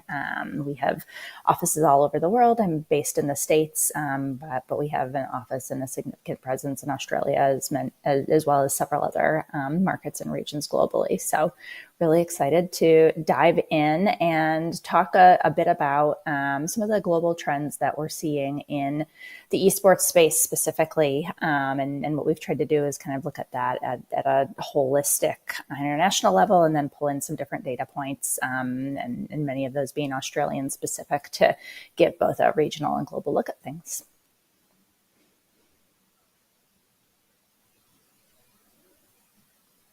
All right, perfect. So there's the presentation. So if you can go to the next slide. Thank you. So briefly on YouGov, as I mentioned, we're a research and analytics company. We cover data and respondents and opinions from consumers across a number of different sectors and industries, esports and gaming being one, and the sector that I lead.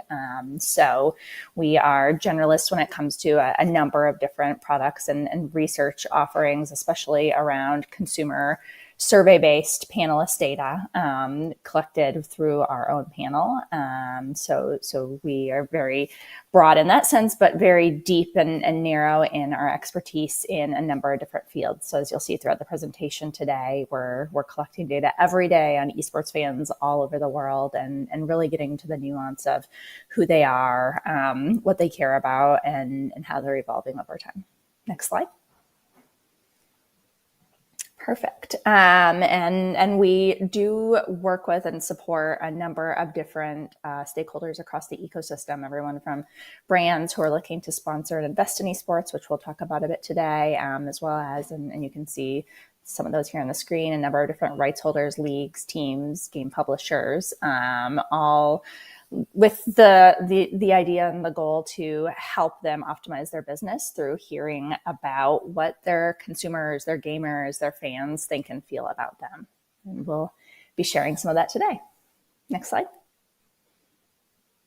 Okay, so in today's discussion, I'm going to go through 4 key trends. There are a lot more than that happening in the space right now, and it's evolving every day, but wanted to try to narrow things down for the purpose of the conversation and leave time for a few questions at the end. So the first trend that we'll be talking about is what I'm calling esports for all. And I think before jumping into kind of the nuance of what's happening when we say esports for all, is I think it's important to kind of keep in mind the overall size of the audience, and how that compares, contrasts, and overlaps with other ways that consumers around the world are engaging with gaming and gaming content.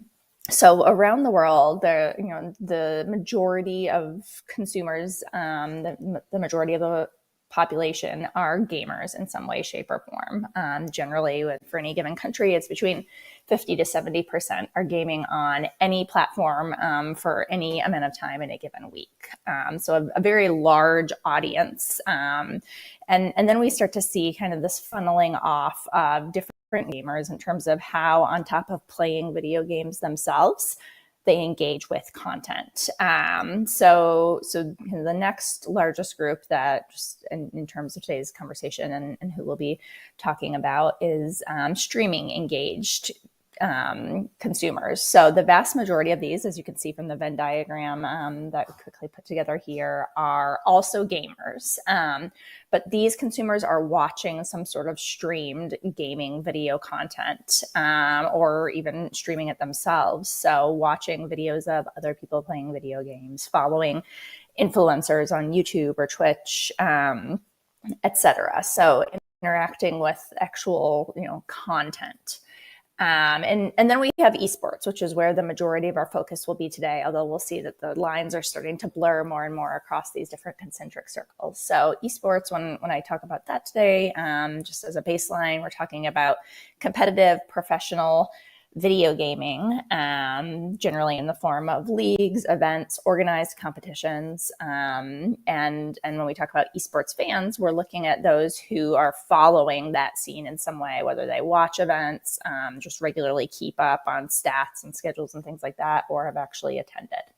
So the theme esports for all is really about that red circle there becoming bigger in terms of the overall size of the audience, but also an intermingling of people's personal gameplay, so that larger gray circle with the idea of a competitive organized gaming format. So if we go to the next slide.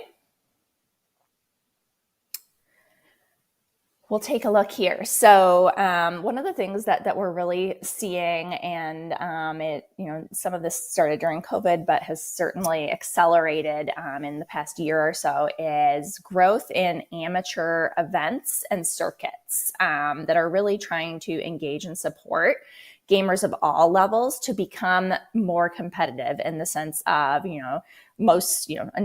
most gamers today are playing some form of multiplayer games in some way, shape, or form, but really kind of taking that part or that kind of competitive aspect to the next level of actually being starting to participate in organized competitions. And we see players all across the ecosystem supporting this, whether it's gaming platforms or console manufacturers like Sony PlayStation, creating the ability for people to create their own amateur and competitive events, or giving, or actually, hosting them themselves and allowing more and more people to participate.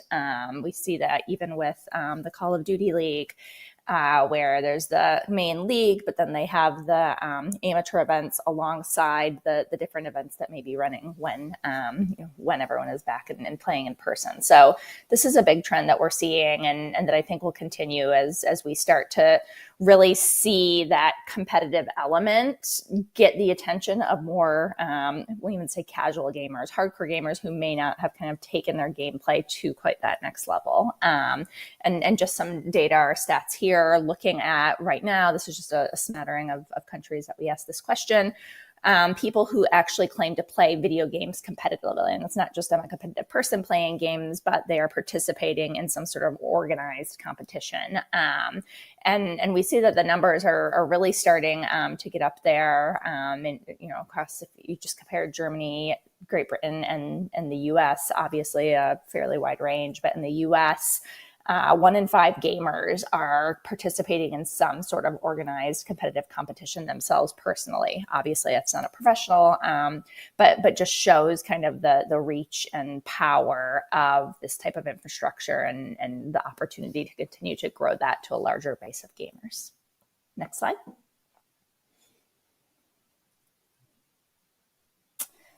Another kind of interesting thing that goes alongside this is just kind of the rise and the profile of esports in terms of just being on people's radars. Obviously, that happened a lot over the past several years, especially in the Western world. And, from a lot of the data that we have and have, are collecting and have seen, Australia tends to be a bit slower in terms of the overall adoption of esports, building out structure and competitions, having brands invest in the space, just lagging a bit behind some of the Western markets that started that a bit earlier. But really interesting to see over the past couple of years here. So here we're looking at some YouGov brand tracking data and looking at consumers in Australia, which is the red line, versus consumers in the US, and looking at how often they hear people talking about esports, whether that's on the news, through advertising, with their friends.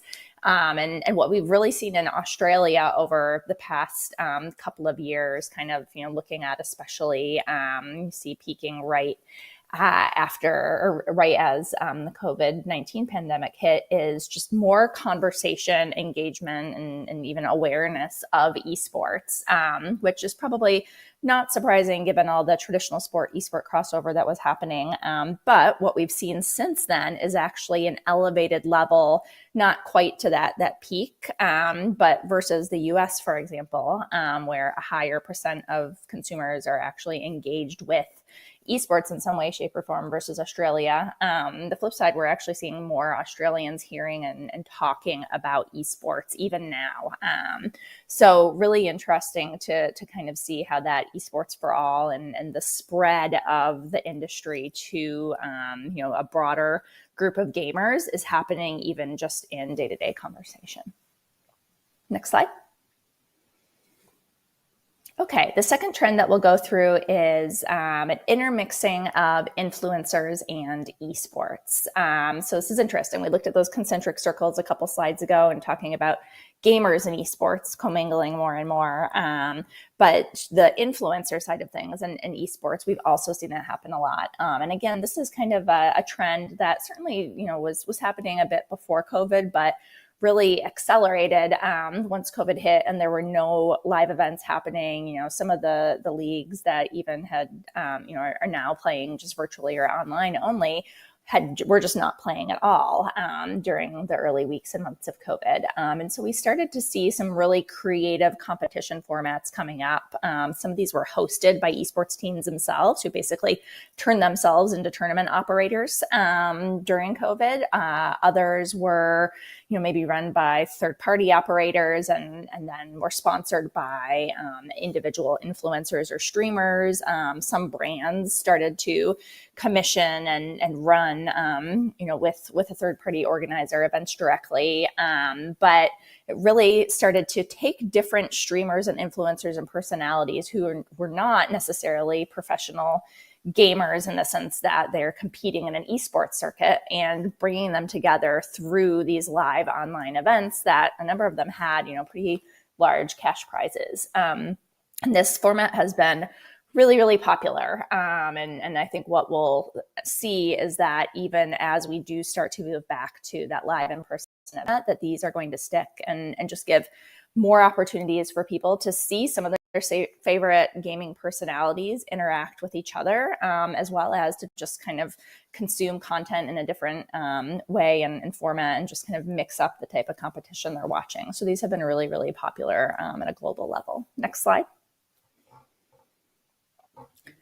And I think, a few data points to kind of support why that may be the case. Obviously esports fans are very passionate about, the teams they follow, the games they follow, and competition itself. But what we also see is that esports fans are very passionate about influencers and really see influencers as a viable and appealing advertising or sponsorship platform. So here in red, we're looking at the percent of esports fans who claim they like influencer advertising versus the percent of the general population. And you can see, across the board, especially in both Australia and the US, we see that influencer-driven advertisement is extremely popular and well accepted by esports fans versus a general population. And if you go to the next slide, just digging into things further, this is actually brand new data that we have from a custom survey we ran that will be coming out in a white paper here at the end of the month.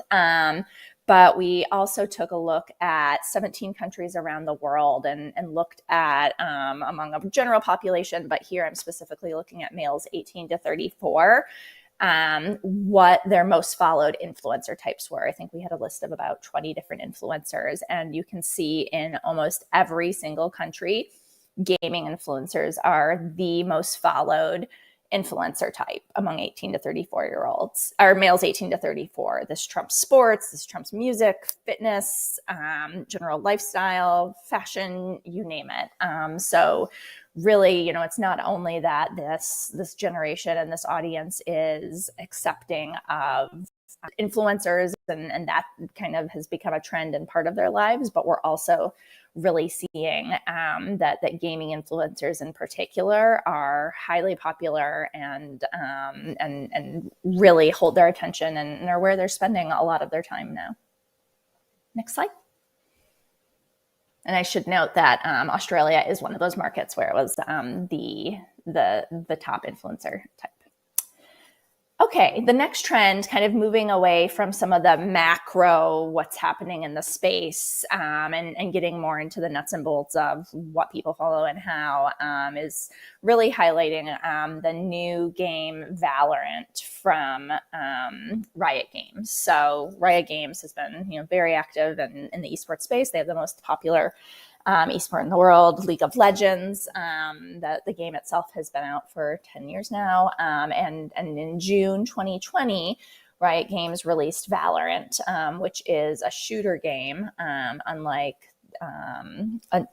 League of Legends. And what we've seen is that, very shortly after, and I should mention for those who aren't familiar, Valorant was launched basically as a game that would most definitely have an esport attached to it from the beginning, given Riot's history with League of Legends and success in esports. It was something that was very important to the creation of this game. So not surprisingly, very shortly after the game launched, Riot started to support different Valorant esports competitions. And what we've seen is in now, a little over a year since that title has been out, and probably just about a year now since the esports scene begun, Valorant has already climbed up the ranks in terms of shooter titles in esports.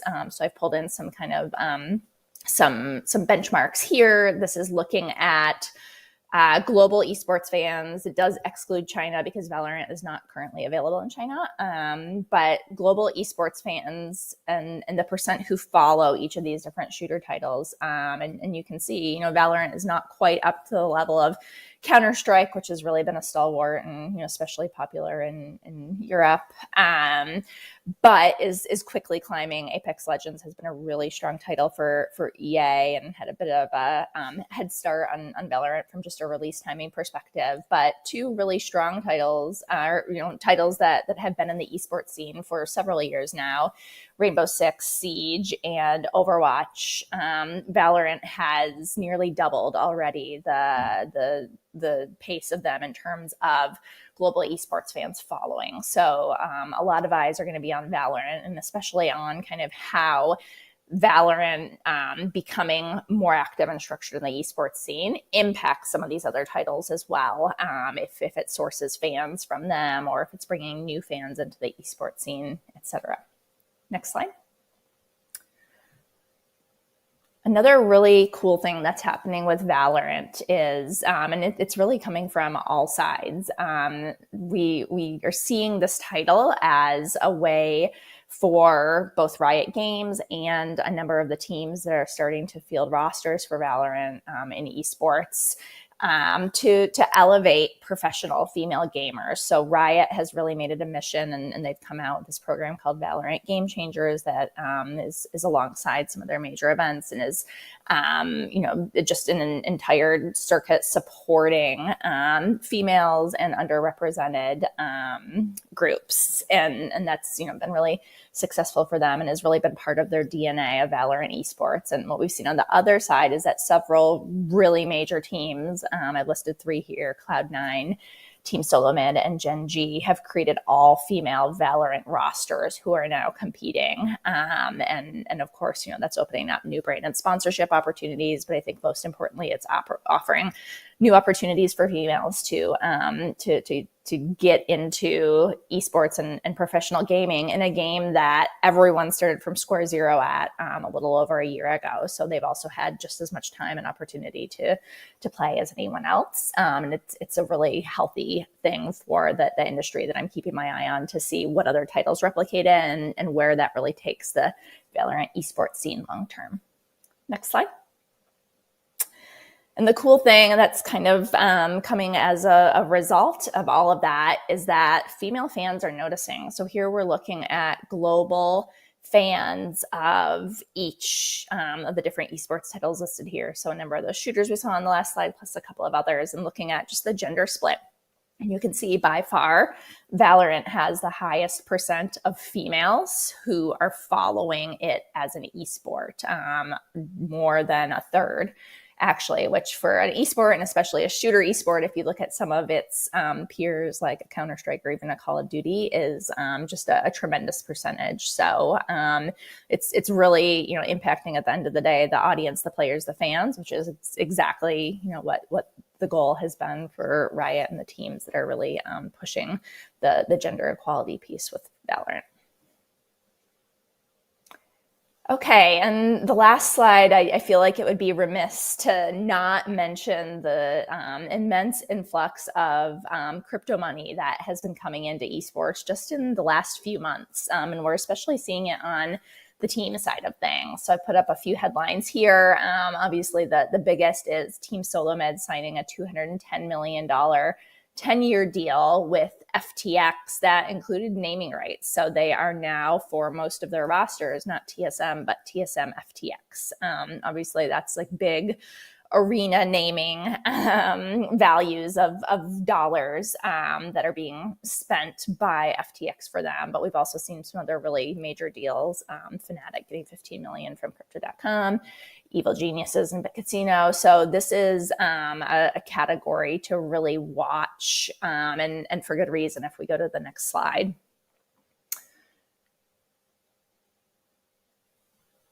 We can see that, in some senses, kind of this idea of, okay, crypto tends to be attracting a younger audience, and in terms of, people's willingness and comfort with using it or trying it, which we definitely see if you're looking at the data here. This is the percent of people in each country who have ever used cryptocurrency. The purple is among a national representative audience. The gray is among ages 18 to 34, and the red is among esports fans. So probably not surprisingly that in, all of the countries shown here, some a bit more than others, 18 to 34-year-olds are more likely to have used crypto than the national representative population. But what we see in 3 of the 4 markets here, at least, is that esports fans, who largely fall into that age range, are actually even more likely to have previously tried or used crypto. So we do see it's not just kind of that sensible, okay, they're young, it's a fit. We do see intrinsic to who esports fans are as a whole, that crypto as a category is a strong fit. Next slide.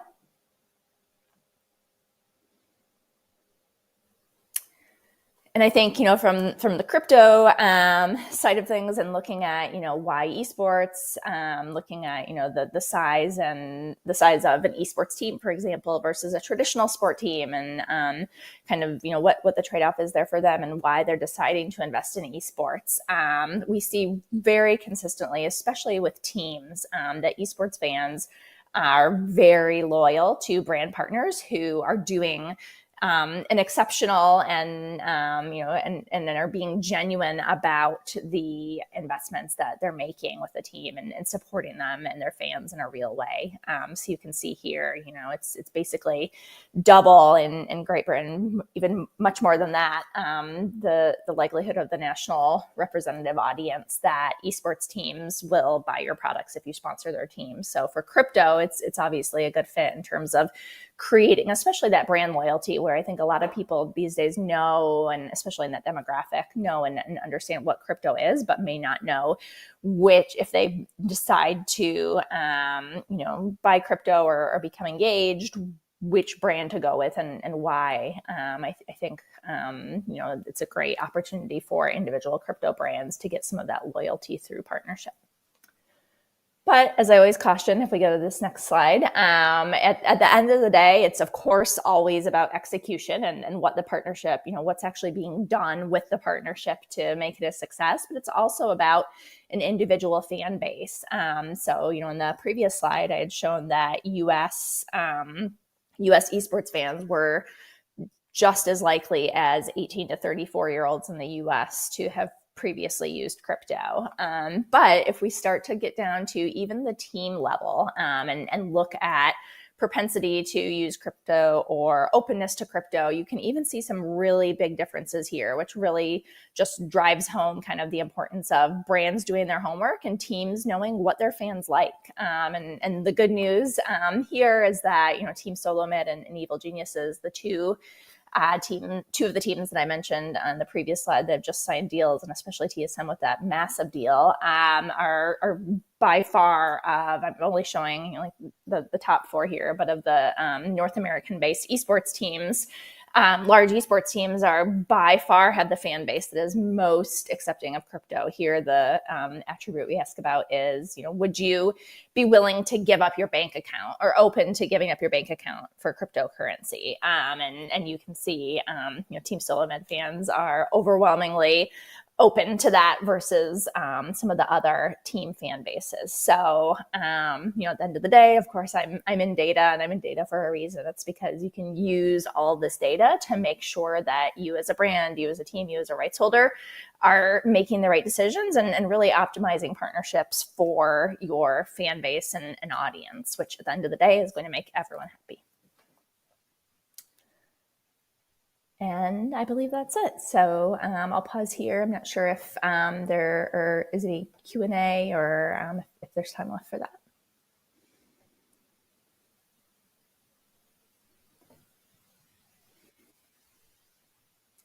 Okay, well, with that, thank you all very much. I appreciate the time, and enjoy the rest of the summit.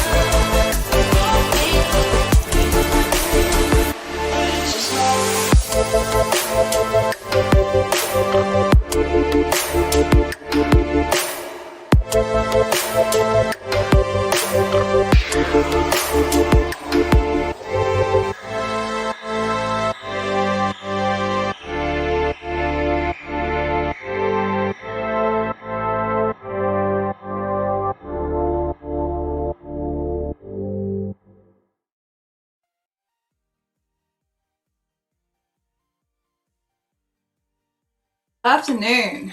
Wait, go.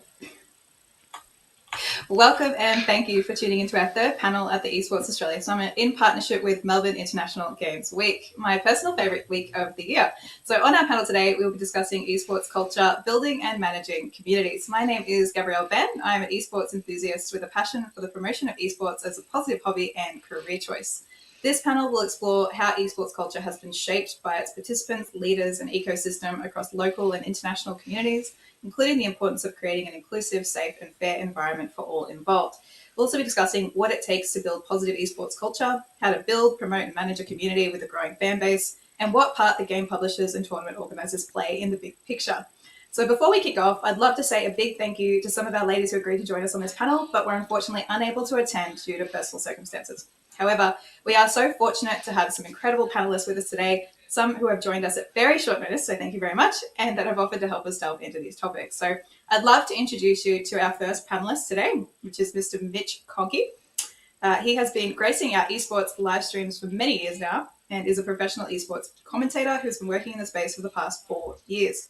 He has a long-standing history of being a part of the Australian gaming community and as a content creator. So he is a partnered Twitch streamer, providing variety content, but his primary focus is on esports and has a long-term goal to be able to work in the industry full-time as a tier 1 international level commentator.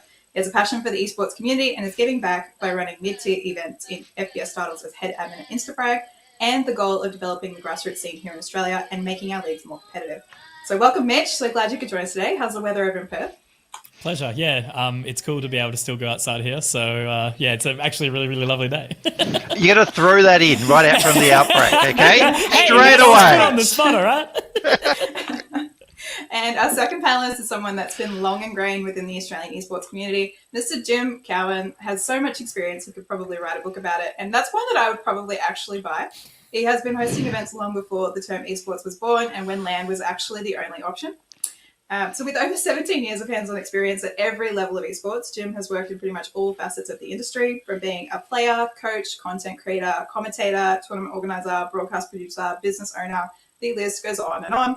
Not only does Jim wear many hats, he has also worked across multiple game titles and genres, creating products with brands like PGTV, Gfinity Australia, V8 Supercars, and is now the founder and director of Esports Media House.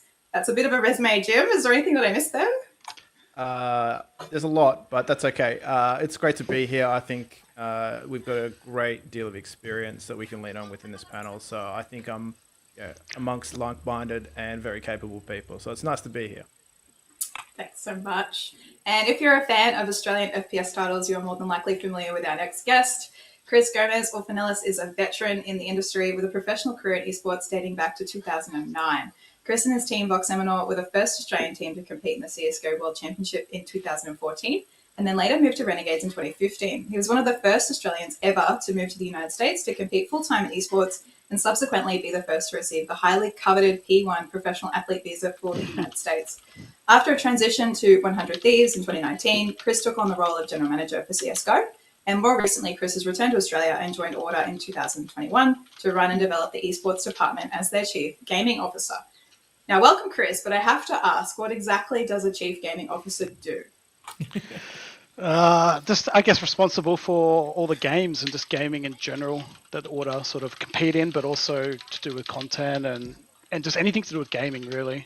It's not just an esports sort of level, it's just a broader involvement in gaming and sort of how we interact with gaming and gaming communities, I guess. And like Mitch, I can also enjoy the outside. So basically the dream job, I would say. Awesome. And our final but far from least guest has had a relationship with gaming from a very young age, coming from a family of passionate gamers himself. Michael MJ Carmody confessed he was doomed to computer nerddom from an early age due to a shared love of technology with his father, and he has absolutely seen it all, including owning gaming consoles coming out as early as the 80s, such as the Amstrad C64, Sega Master System, and up to building his own PC from parts as a poor student on shelf stacking wages. So that's something that I'm sure a lot of us can probably relate to in our past. There has been not a time where computer games was not a part of his life, and he has an exceedingly high passion for it. In his early 30s, he established his own consulting business and made the decision to follow his passion for gaming in a more formal sense, where he started to explore the world of esports and specifically in esports management. Over the past 8 years, MJ has consulted, assisted, invested, and supported a range of organisations throughout ANZ and is currently the CEO of Mindfreak, a storied organisation here in Australia that he acquired in July of this year. It's quite a big move. MJ, what made you want to invest in your own organisation and Mindfreak specifically? I always had gone into esports with a very supportive, assistive role. I was there to serve other people's visions, to be an enabler in a lot of sense. And I think now, and I guess with Mindfreak, I wanted to be the person that set the vision. There were particular things I wanted to do. So being the boss is the easiest way of doing that. So you're a control freak, that's what you're saying? Well, I am now. Well, Rebranding coming? Yes, well, I think they were a sponsor historically. Anyway. And with that introductions out of the way, we're going to kick off into our first topic. So local and international esports ecosystem. So I guess for those of you tuning in, you might be wondering sort of how do we define esports? So I guess for a definition, esports can be defined as professional or semi-professional competitive gaming in an organized format with a specific goal or prize, such as winning a championship title or prize money.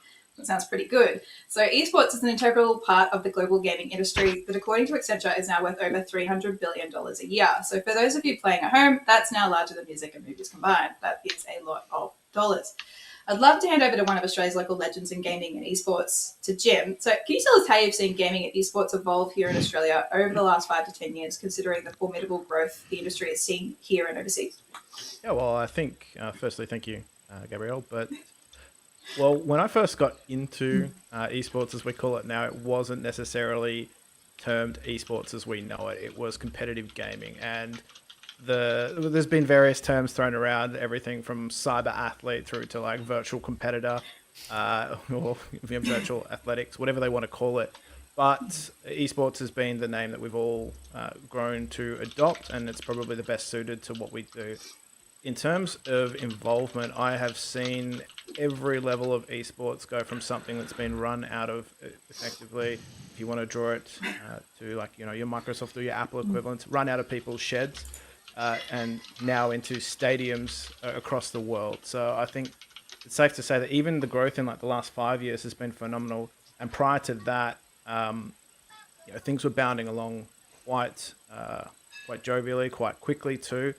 And you know, it was only a matter of time before this really took off. And I think it's safe to say that the growth itself has been recognized by not just people who are in the industry itself, but even people who have been involved in the industry as recently as, say, 2017 or 2016. People who may have got in in those years have seen a lot of growth, and they've basically seen things go from, you know, even from a commentary perspective, and I'm sure Mitch can talk to this, it's gone from a bedroom to like full-blown studio and I guess arena level presentations. So it's safe to say that not only has the products around esports grown phenomenally, however, it's in many senses grown from a community-based sentiment to something that's actually become a viable product, to something that's become, for a lot of people, a living and a way of life. So I think it's, you know, that speaks to it all. It's emerged as an industry in the last 5 to 10 years out of something that was just run as a hobby. That's such a good point. And Michael, as a leader in successful gaming organisations here in Australia, how has that shift changed the willingness for major franchises to get involved in esports and even individual investors like yourself? Like, how has moving games to the mainstream sort of helped that move along?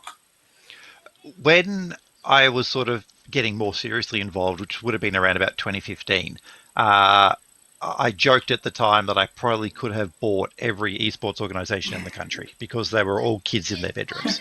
There was no organization. I think the most successful commercial organization in 2015 would have been Chiefs Esports, and it was run by essentially Frank Lee. And that was it. And there was nothing else. There was kids in bedrooms. And in that sense, there was a lot of desperation from publishers, big publishers, who were like, where are the adults? Like, I got taken out for coffees and dinners and whatever else. But all the publishers were like, we're glad you're here. Can you bring 47 friends? We want adults in the space, which was interesting because essentially if you were successful prior to that, you went overseas immediately. There was very little that domestically stayed there at an organization management level. And then over that sort of 5 to 6 years, you saw Dave Harris come in, you saw other adults come in, you saw other businesses start up, you saw a maturing and an increased investment in that space. And then I remember over the 3 years of things like owners meetings, we went from, I am the oldest person in this room by 15 years to, oh, wow, first time there's someone here that's older than me. And that maturing physically, demographically, and investment-wise was more a matter of people looking overseas and seeing, well, in America, in Europe, these things are already very well-established industries. And so there was opportunity. We were very undeveloped. And in any industry, you will get people that will move in to take advantage of the opportunity. It's a really interesting point. I'd love to ask you, Chris, as someone who's spent a lot of time working in the industry overseas, do you think that our experience with esports here in Australia is representative of the global experience, or is it very different, and why, or why do you think that? I think, like, to sort of build from Michael's point, like back in 2015, there were no real opportunities from a management sort of point of view with an esports org. You either owned it or you played in it. There wasn't a lot of in between. And I guess that's probably where my career, you know, took off and went to America to chase those sort of opportunities. So yeah, but I think over time it's changed a bit now. As once again, as Michael said, like there's now multiple levels of management and organizational and support staff. I'd say support staff is probably the biggest area where Australia has grown in the last 5 years. You know, it used to be very, very you know, light on in players, and then, you know, the person that owned them. Now there's, you know, everyone has social media managers, editors, videographers, you know, payroll, you know, commercials teams, you know, sales guys. There's so many different sort of partnerships guys. There's so many different sorts of roles that sort of go on now within esports. But also, I think probably what hasn't been touched on yet is esports orgs are getting more diverse, I guess, in the games they're playing. Back a while ago, you played one game. Chiefs played League of Legends, Vox Emerald played Counter-Strike. I mean, they may have dabbled in some other games here and there, but Mind Freak played COD. Like there's examples of games. But I think in the last probably 2 or 3 years, as these support staffs has grown out, orgs have sort of, I guess, diversified and on the titles that they're picking up, and now most of them are multi-game, orgs that play multiple different games to try and hit many different sort of audiences and things like that. So I'd say that's probably where it's changed the most in the last 3 to 4 years.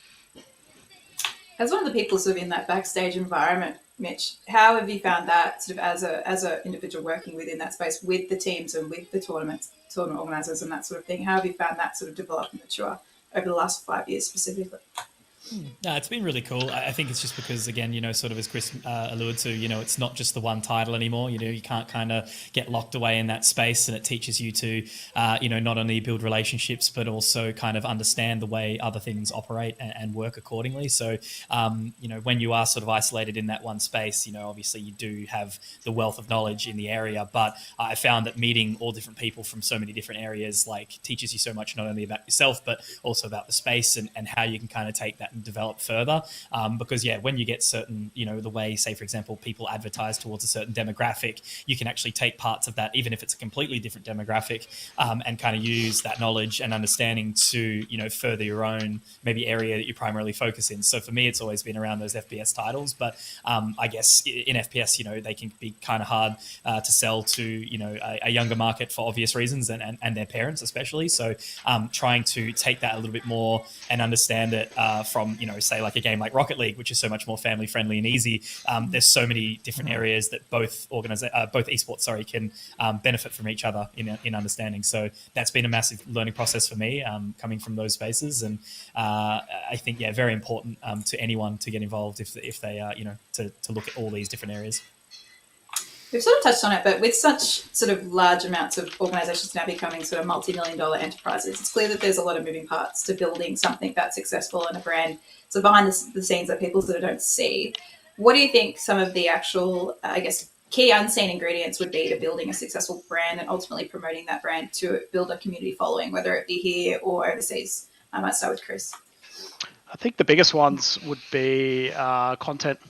And apparel is another big one as well. Like if you look at 2 of the biggest orgs on the planet right now, FaZe and 100 Thieves, neither of them have a huge depth of winning. They don't win overly a lot of stuff, but they're very, very into content and very into apparel and partnerships, and those 3 combined, I think, make up for a big part of their business, and it's basically enabled them to overtake a lot of the real old endemic sort of orgs like your CLGs that were around from the beginning and may have had some success over time, but just don't sort of have those avenues, and they've leapfrogged them. It's orgs that ideally do both, but I think if you can only do one, it seems like content wins out at the moment, definitely. It sounds like you're sort of saying that fan engagement really is sort of a really big key in terms of building a brand. So not sort of just sitting up there and not sort of being engaged. I guess in your opinion, who are some of the brands that have done this the best, and what are some of the things that you've seen that they do differently in that fan engagement as opposed to other brands? Once again, I think it's just the big hitters. FaZe, 100 Thieves, NRG as a collective, Luminosity or Enthusiast Gaming is another one that's big into YouTube and YouTube creators. I mean, they can have some franchise spots, but they're pretty big in the YouTube space with XQC and some other people like that. 100 Thieves is really pushing the apparel model and sort of this lifestyle thing. And I think FaZe is probably leading the way in the content and the YouTube and sort of just live sort of, I guess, just content in general, just getting eyeballs. We've seen more and more of the players sort of moving into roles as influencers and building fan bases sort of in their own right on platforms such as Twitch in tandem to their role as a professional player. So I guess as an organisation owner or even as a sort of a management in an organisation, what role do the players and their reputations play in building a successful fan base and community? I might throw that over to Michael. It's there's two ways to do it. The correct answer to that question is that it's huge, is that its personalities and narratives are 100% what bring fans to a sport. The other side of that two-edged sword is that none of the players want to do that. So you're stuck with that is definitely the way that you build a fan base and a community, and no one wants to do it. It's just like players want to play. They want to shoot. They want to top frag. They want to grind. They want to be the best player they can ever be. And being a personality, and to be honest, this is an acknowledgement of those entertaining personalities. Everyone loves Conky. Everyone knows Conky. Everyone, he is a great personality. Watch his stream and see how good he is at CSGO. I'm going to do him dirty like that, but true. But it is actually, while it is extremely effective, it is almost a non-overlapping Venn diagram, where the type of people that will be that 1% of the 1% of performance and be at Worlds and do those sick plays will not stream 5 nights a week for 4 hours a week and build a community and be entertaining and can be partnered with a brand and be available for activations. There are some very few, but I think they're the exceptions that prove the rule. So yes, you're correct. That's absolutely how you build a community. But it's generally not your top tier performance players. And that is actually part of my Mind Freak acquisition experiment, is exploring that space a little bit more on how do I bring out the personalities and bring out the players. The players are interesting. The players are cool. They may be 16-hour-a-day grinders. They may have the personality of a sponge, but you can talk about their story. You can talk about their achievements. You can talk about the things that have gone to do that. And you've seen a lot of that on the Mind Freak video channels that we've done, that we're really digging into players' stories, but it's got to be part of a structure now. So now it's an organization that's tying personalities and players into a broader narrative that spans more than a single player. And then you're talking about a community that's being built as and I use the word family, but across an organization and all of its setups and all of its things. And one of the things that I really want to try and do is the player who retires but stays in the organization, which I think is a key element that we don't see as much. We see a little bit, but money, limited opportunities, limited funding means that you generally move to where the wage is. And so you don't get those narratives where someone stays in the Hawthorn Football Club for 500 games and then becomes the assistant coach and then he's part of the board and then he's part of the community activities. Like, we have so few examples of those in esports. That's a really good point. I guess with more of our lives being broadcast over social media and fans wanting direct access to content and to their heroes, I guess, so to speak, how important do you think social media and community management is in that brand activation process? And how do you make sure that your brand culture is a positive force contributing to the wider community? I might throw that to Jim, sort of building your own sort of network at this point. Yeah, absolutely. I think social media is basically everything for a lot of these players and a lot of these brands as well. Tying it all in, it's an entertainment product. What everybody's just touched on, everything is now moving towards an entertainment product. If you're the most entertaining organization, if you're the most entertaining player, if you're the most entertaining team to watch, people will watch. And it's all about attracting eyeballs. And I think social media plays a really important role in that, because unlike other sports, and I'm talking traditional sports, I know esports as a collective, it sits under its own category. Think of it as like track and field, in the Olympics. It encompasses a whole heap of different genres, but it is just generally heaped together in a category like that. The social media, I guess, engagement is basically everything, because unlike all these other traditional sports, esports fans and esports players and teams interact on a level that's rarely been seen before. Rarely were you able to tweet at, for example, an AFL player and have some sort of level of engagement. Esports players and teams and fans are willing to do that, and they get that level of engagement back. So there's a level of connection that has never been experienced before, and I think that's what drives a lot of people to become fans of both teams and players now. And social media is a big part of that. It's a window into the lives of some of these players. Some of them like to talk about, come check out my setup, come check out the team's practice regimes. It's giving unprecedented access to fans and followers like never seen before. And I think mainstream sports has actually cottoned onto that, I'd say, in like the last sort of 2 to 3 years, and you're really starting to see a lot more of that. But esports led the way. And I think, both these two entities have learned a lot from each other. But back to the original question,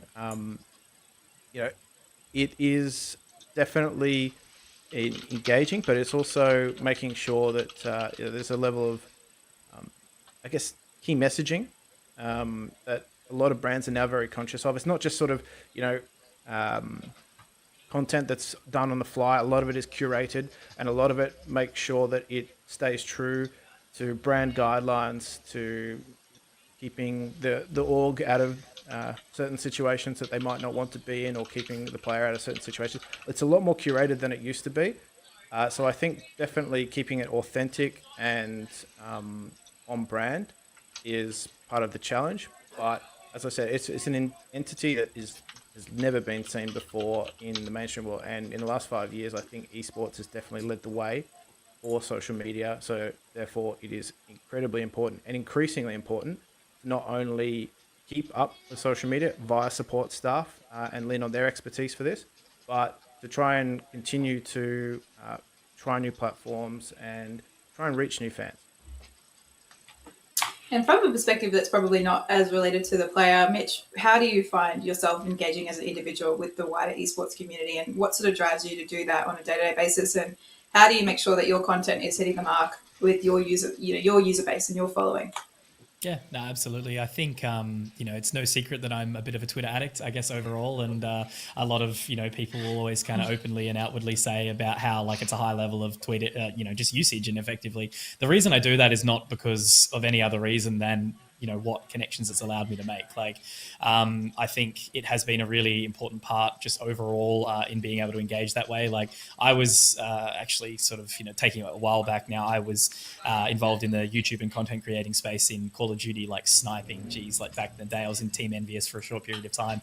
And I think in about like 2014, I quit out of there in its entirety. But even back then, I was on the way up to 10,000 followers and that kind of thing. And ultimately what I did was like, I peeled it back and got rid of like my main area, I suppose you could say, and then just kept like a close relationship with a few friends. And then ultimately moving into the space that I'm in now through Counter-Strike, namely, has been the last sort of thing over the last few years. Those relationships that I had actually from the COD space being maintained, that's been such a cool thing, because I have this now ridiculously broad area spanning, sort of about 10 years. And the amount of connection benefits that has actually netted myself has been incredible, because, it might be someone, again, that I used to play COD with 10 years ago that's like, hey, dude, aren't you involved in like this thing now? And, being able to maintain that for such a long period of time with such a broad spectrum all across the world, especially, has been massive to me. And every single time, like, I understand it, right? Like lots of people just can't really fathom the idea of spending so much time on their phone using their social medias. But like, it is the best thing I've done for my brand and my thing. Like, as people have mentioned already in the panel, it's like people know who Conky is, people know who that name is. And I think that's been, definitely like a kind of by design thing. I want my name to get out there as much as possible. And I try to kind of be as balanced with my emotion as possible whilst being open, but also some things, remaining private, that does keep that balance, as I've mentioned, because as I said, I just want to be there as that supportive network for everyone where possible, because esports, especially on the social media side, was really supportive for myself. So it's been a lot of fun engaging with it, I guess, over such a long period of time now. But that, I would say, ultimately, like, Twitter has been where pretty much all of my main engagement and all brand relationships and event relationships has come from. Yeah. If I just want to piggyback on one quick thing Mitch said there, and that's actually something that maybe people don't tend to understand. Mitch has been doing this for a decade. That is a long time in online circles. Like, it wasn't much longer than that your internet used to scream in pain at you when you connected to it. But that's what a lot of success, where people go, oh, he's an overnight success. The usual thing, he's an overnight success, 10 years in the making, is such a common thing. And I sit here at over 40 and go, 10 years, I remember 10 years, that was only yesterday. But for a 19-year-old or a 20-year-old who's looking to get into a community, build a community, grow an audience, whatever else, it takes years. And years is something that it's hard to comprehend sometimes when you're younger, a little bit easier when you're older. But I really wanted to emphasize that where Mitch has a lot of authenticity, where Mitch's community love him, it's because he's just been around for so damn long, you know? He makes me look like a newcomer to the scene. Like literally touching into that. Like, so my relationship with Michael, he was the one that got me to the first IEM Sydney under the Legacy banner. And a couple of years before that, Jim got me to my very first LAN event, which was WPGI and WA commentating. So like just the three of us, I've known obviously and respected Chris for a long period of time too. So the four of us as a square off here, like the amount of space that we've been around is insane when you actually think about it. And I just want to piggyback on that too, was that because authenticity is key, gamers can sniff out brands that or players or teams that are really not that authentic. Like authenticity really is key here, and I think Mitch does encapsulate that a lot. But it is really important to make sure that the content is on brand, it is curated, but it remains authentic. Because if it's not, gamers and people in the esports community will actually cotton onto that probably quicker than you want it to. And I think that really does sometimes sour what teams are trying to do. So authenticity really is key. And I promised Gomez that I'd throw in an Order riff. So I actually have one here that I wanted to throw at Chris, which is interesting because Order is actually a relatively new organization in the context of things. And they've come in, invested and done well. But where Order sometimes gets them, they're the new people on the block, they're buying the way in, is completely counteracted by they've got the right people in. Like they've got Gomez. Like Gomez is the old man and the first international things. If you're bringing Chris Orfanalis into your organization, it's because you want authenticity there. It's a lot of the people that do, like I know behind the scenes in production, no one that you'll ever see publicly, but all of us four know that a lot of the behind the scenes people in Order are very authentic mainstays and that sort of setup. So while Order, is the new kid on the block and, buying their way to the top and whatever else, they're doing it the right way by bringing authentic people in and giving them time and space to do their setup. And so that Order itself can be a good example of how do you go from new starting to becoming an authentic, trusted brand in that. So there you go, Chris, a backhand and a front hand for you. Thanks, I think. I guess that brings me to my next point in that over the last 3 years specifically, the gaming industry has added around 500 million new and more diverse gamers. So bringing the total player base to over 2.7 billion people. It's a big group of people.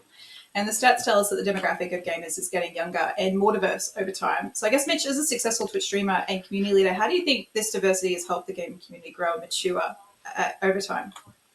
I think this has always been an interesting one to touch back on because it's kind of like the...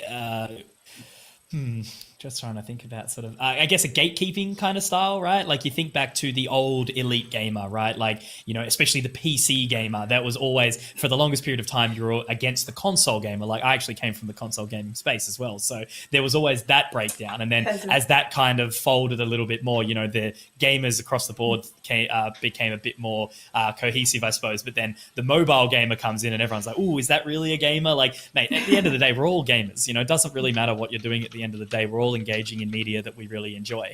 And I think especially one thing is like an age thing as well, like across the board, not excluding anyone regardless of who they are, like because I think it's a huge thing to say if someone's showing interest in your space, don't be like, "Ooh, you don't know enough, like you're not allowed to get involved here." Like I think that's just the most horrible thing for yourself, because who has I guess like from a investment standpoint, right, like it's typically going to be the older business heads that have the cash and capital to invest into your company. The gamers are going to be the ones to know how to reach their audience or their target demographic. Why aren't we bringing those together? And I think a lot of the people nowadays that are in the right places are doing that, but it's taken such a long time of being like, no, bro, I don't want you to get involved because like you don't really know what you're talking about. It's like, we'll teach them. That's the perfect opportunity to do that. I think just on that too, the demographic is getting younger, but I look around this panel and myself, Chris and Michael aren't getting any younger either. So the demographic is growing both ways. So look, I'm in the same boat. Can't escape it. Yeah. No, it's definitely continually growing, like in both directions. I think that's important to note, is that is going outward in the older demographic. If you're a gamer, you're pretty much a gamer for life in that regard, right? Like you're going to impart that knowledge onto your children too. If you're that way inclined to, you probably even building your own future esports team. on your future esports hopefuls, but I think in terms of the demographic, it's not getting any smaller. It's safe to say. Yeah, it is, especially because we are getting old. It is very important that the resources that we can accrue through age and experience are being used. Like, I have a management team and a creative team that are all young, late teens and early 20 somethings, and I think Chris is aware that a lot of the people under him are sort of in that age demographic. The good people build teams. And they have people under them, they have subordinates, they have apprentices, they have whatever else. And I think that exactly what Chris said, and he's building off my point, so we're going around in a feedback loop here, but that middle management and those other staffing positions in orgs that are opening up, that builds capacity, but it also builds the community around it, because it's the type of thing, for every one staff member you've got their halo of family, community, and friendship groups, which is 10 and hundreds of people. And that's where a lot of times, if we go back to sort of that idea of what builds a community isn't an amorphous blob. A community is 47 shards of different interest groups and different alignments and different people who know people. And I came here because my nephew plays here, or, and there's just all these sort of things that make up what looks like, oh, it's a community of 1,000 people. But that's probably, 50 times 20 individual segment groups in specific interests. That's a really good point. I guess when you're looking at it from that perspective, and you have such a diverse range of ages and people coming from different backgrounds and different knowledge levels, I guess, of what esports is and gaming as a whole, how do you sort of approach, I guess, running events and tournaments with that in mind? And how do you sort of make sure that, I guess, safety and inclusivity and fairness are all made the sort of utmost priority sort of when you're running events or sort of hosting tournaments? Jim?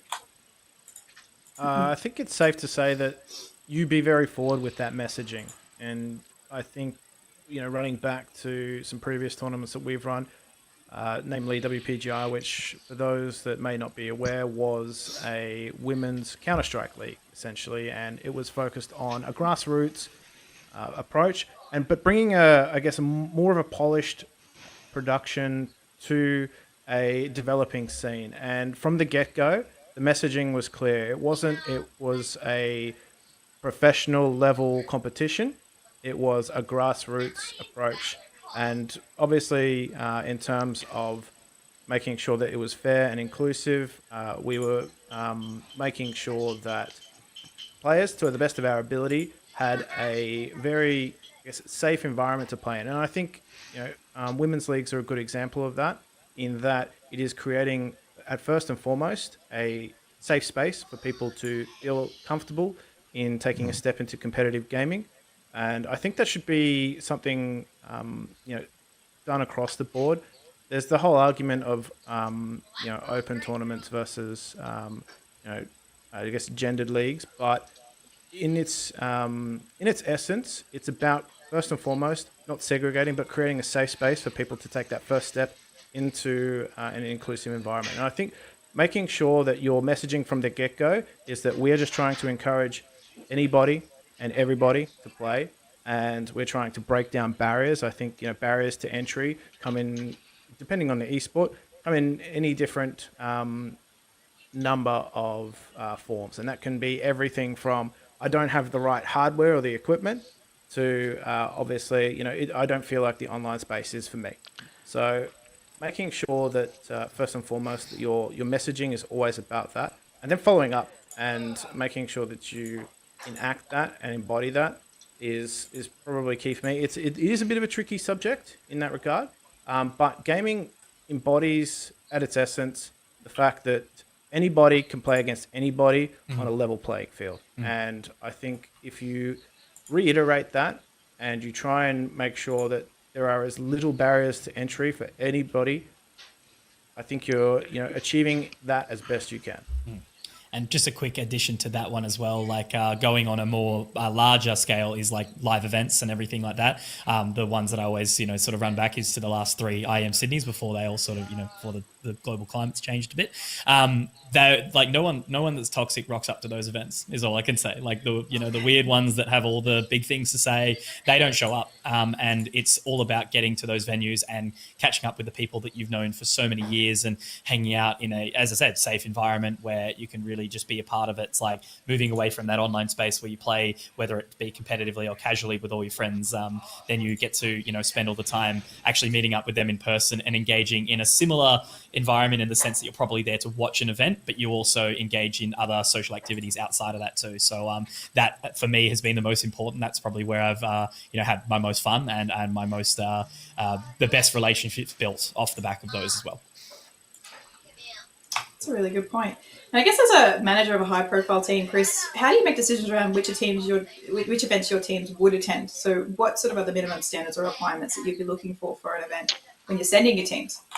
It depends on the game and sort of what sort of level the competition the game is at. But generally speaking, it's just about being a reliable partner. Like, you need to see the tournament organizers as a partner to you as a team. It's not just, they're providing a tournament and you're playing. It's like, how can you provide benefit and, stuff to them? And then also, what can they do for you? Like, it's definitely a two-way street. Not everyone sees it that way, and sometimes teams do just turn up and play their games and leave. But I think the real successful teams and TOs or tournament organizers are the ones that see it as a partnership and really try and create a product that works for everyone as well.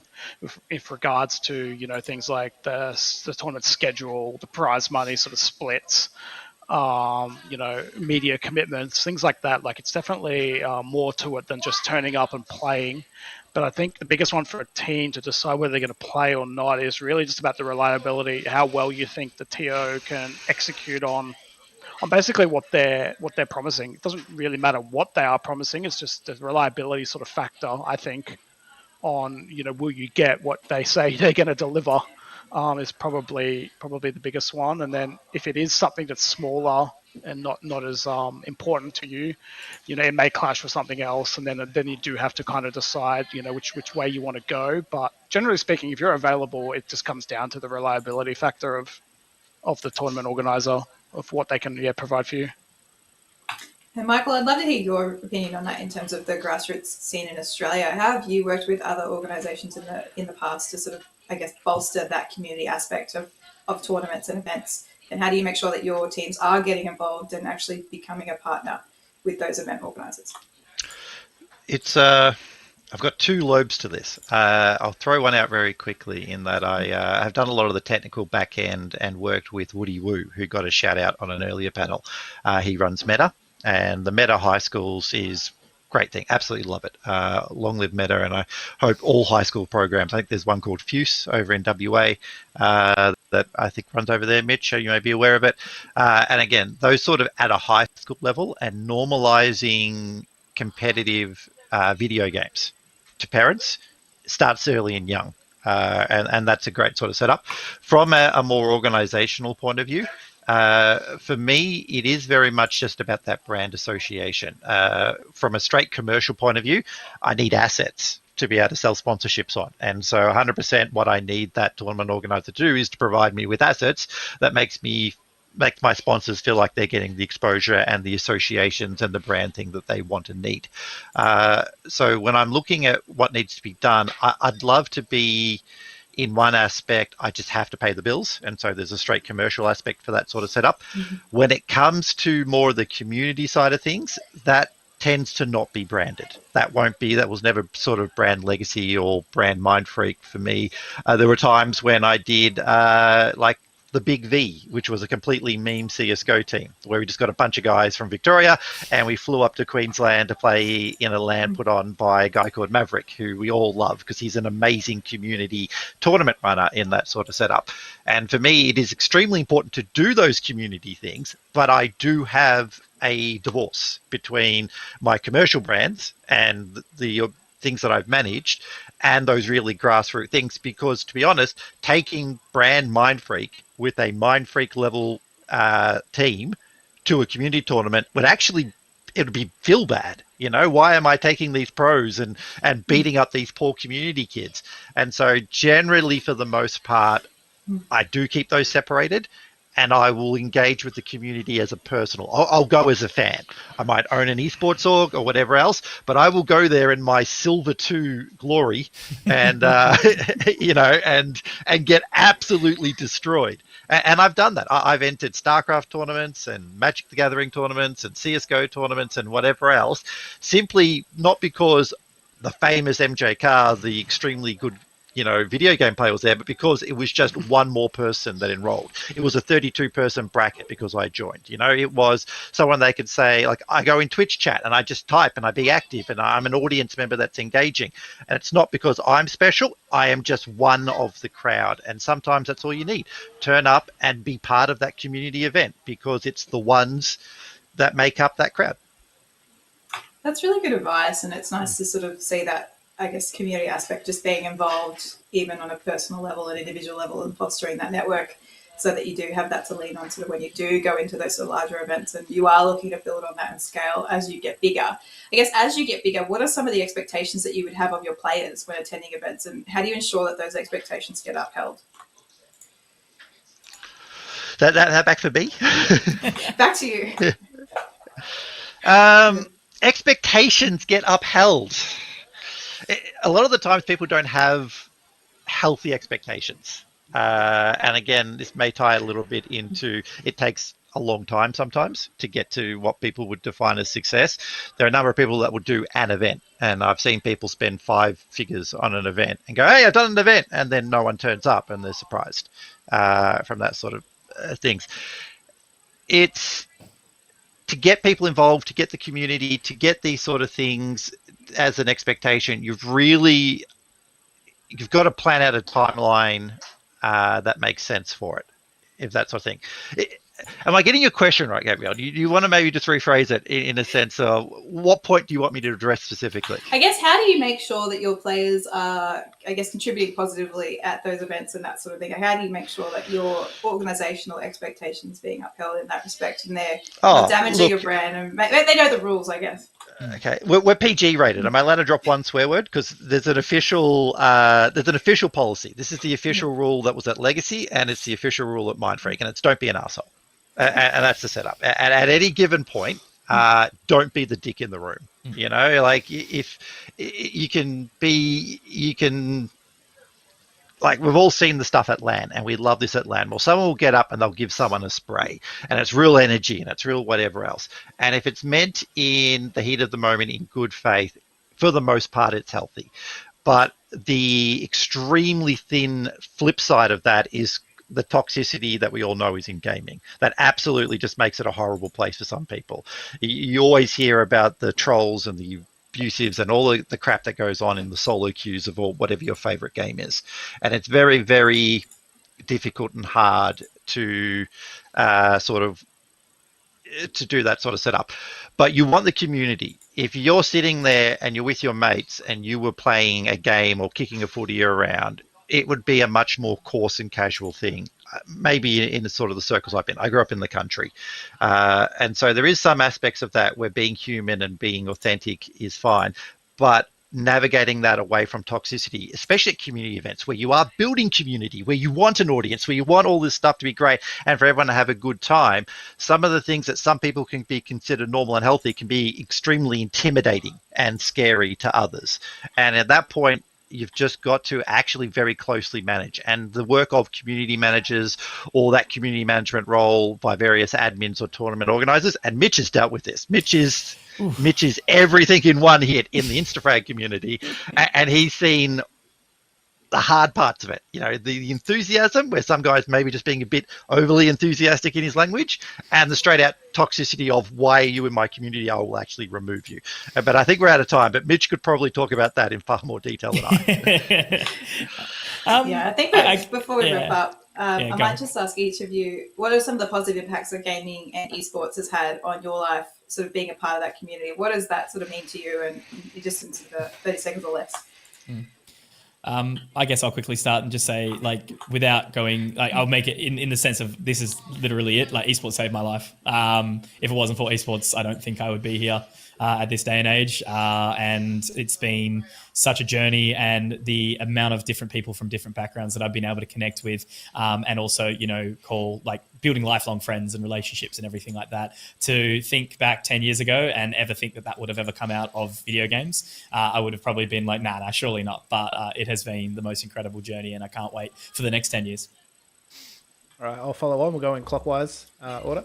But in terms of esports, it's given me an opportunity to quit what was my day job, throw caution into the wind, and just live a life of freelance and I guess adventure in that sense.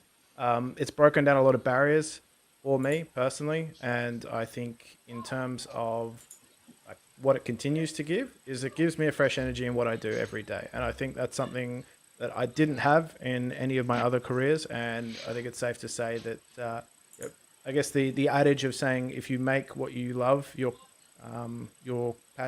career, then you'll never work a day in your life. Look, there are days where I question that, but on the whole, it's given me an overly positive experience, and I can't wait to see where it goes in the next 5 to 10 years. Oh, well, I think I'm at the 5 o'clock position. Look, for me, this has always been about a little bit of, indulging my own personal entertainment. This has been a lot of my sort of corporate hospitality package. This is my box at the cricket. Running a team means I get to be backstage. It means I'm meant to be in the green room. It means I get to be right adjacent to some of the most exciting moments that I've ever had a chance to be associated with. But for me, it's also a little bit of, I have a philosophy that if much has been given to me, then sort of much is expected of me. So I have resourcing, I have capacity, I have capabilities. I want to use those to help people. And so for me, a lot of esports has always been about, I want to support these stories. There are kids, there are grinders, there are people who just want to be able to just compete. And there are sometimes really things from my perspective that are actually really large things from their perspective. And being able to bring my perspective so that competitor can look bigger, can compete larger, that can reach a higher peak, 100% why I'm here. And it's the communities I build around me and my organization's always based around that. Let's take that hard work and make it get the best reward on its effort that it ever can. And mine, I guess, is similar. I mean, it's a similar theme across the room. I was an esports player and enthusiast, I guess, at a younger age when esports wasn't really a thing. From there, I moved to a professional IT sort of career, and then had the opportunity basically to come back into esports when it was sort of a bit more financially viable from a support and sort of staffing point of view, as opposed to a player, which wasn't a thing, previously. So I guess for me, it's just being able to continue to live the dream and have fun and do something that you really enjoy and get paid to do it is really nice. Awesome. Well, I'd like to thank you all for coming in, and it's been fabulous. You've all been great, and looking forward to the next time we can all catch up and meet in person. Hopefully it won't be too long, but no, I really appreciate it. And is there any other closing comments from anyone as regards to, I guess, building communities in esports and establishing positive cultures? Get involved. That's literally it. As Michael said, even if you're just a spectator, even if you're just someone who is a silver two that's just going to rock up and get rolled in the competition, do it. It's fun. It's the best thing you'll ever do, and your support leads to more events and more support for the players that you love, and gives the opportunity to everyone else who's able to actually take it full time.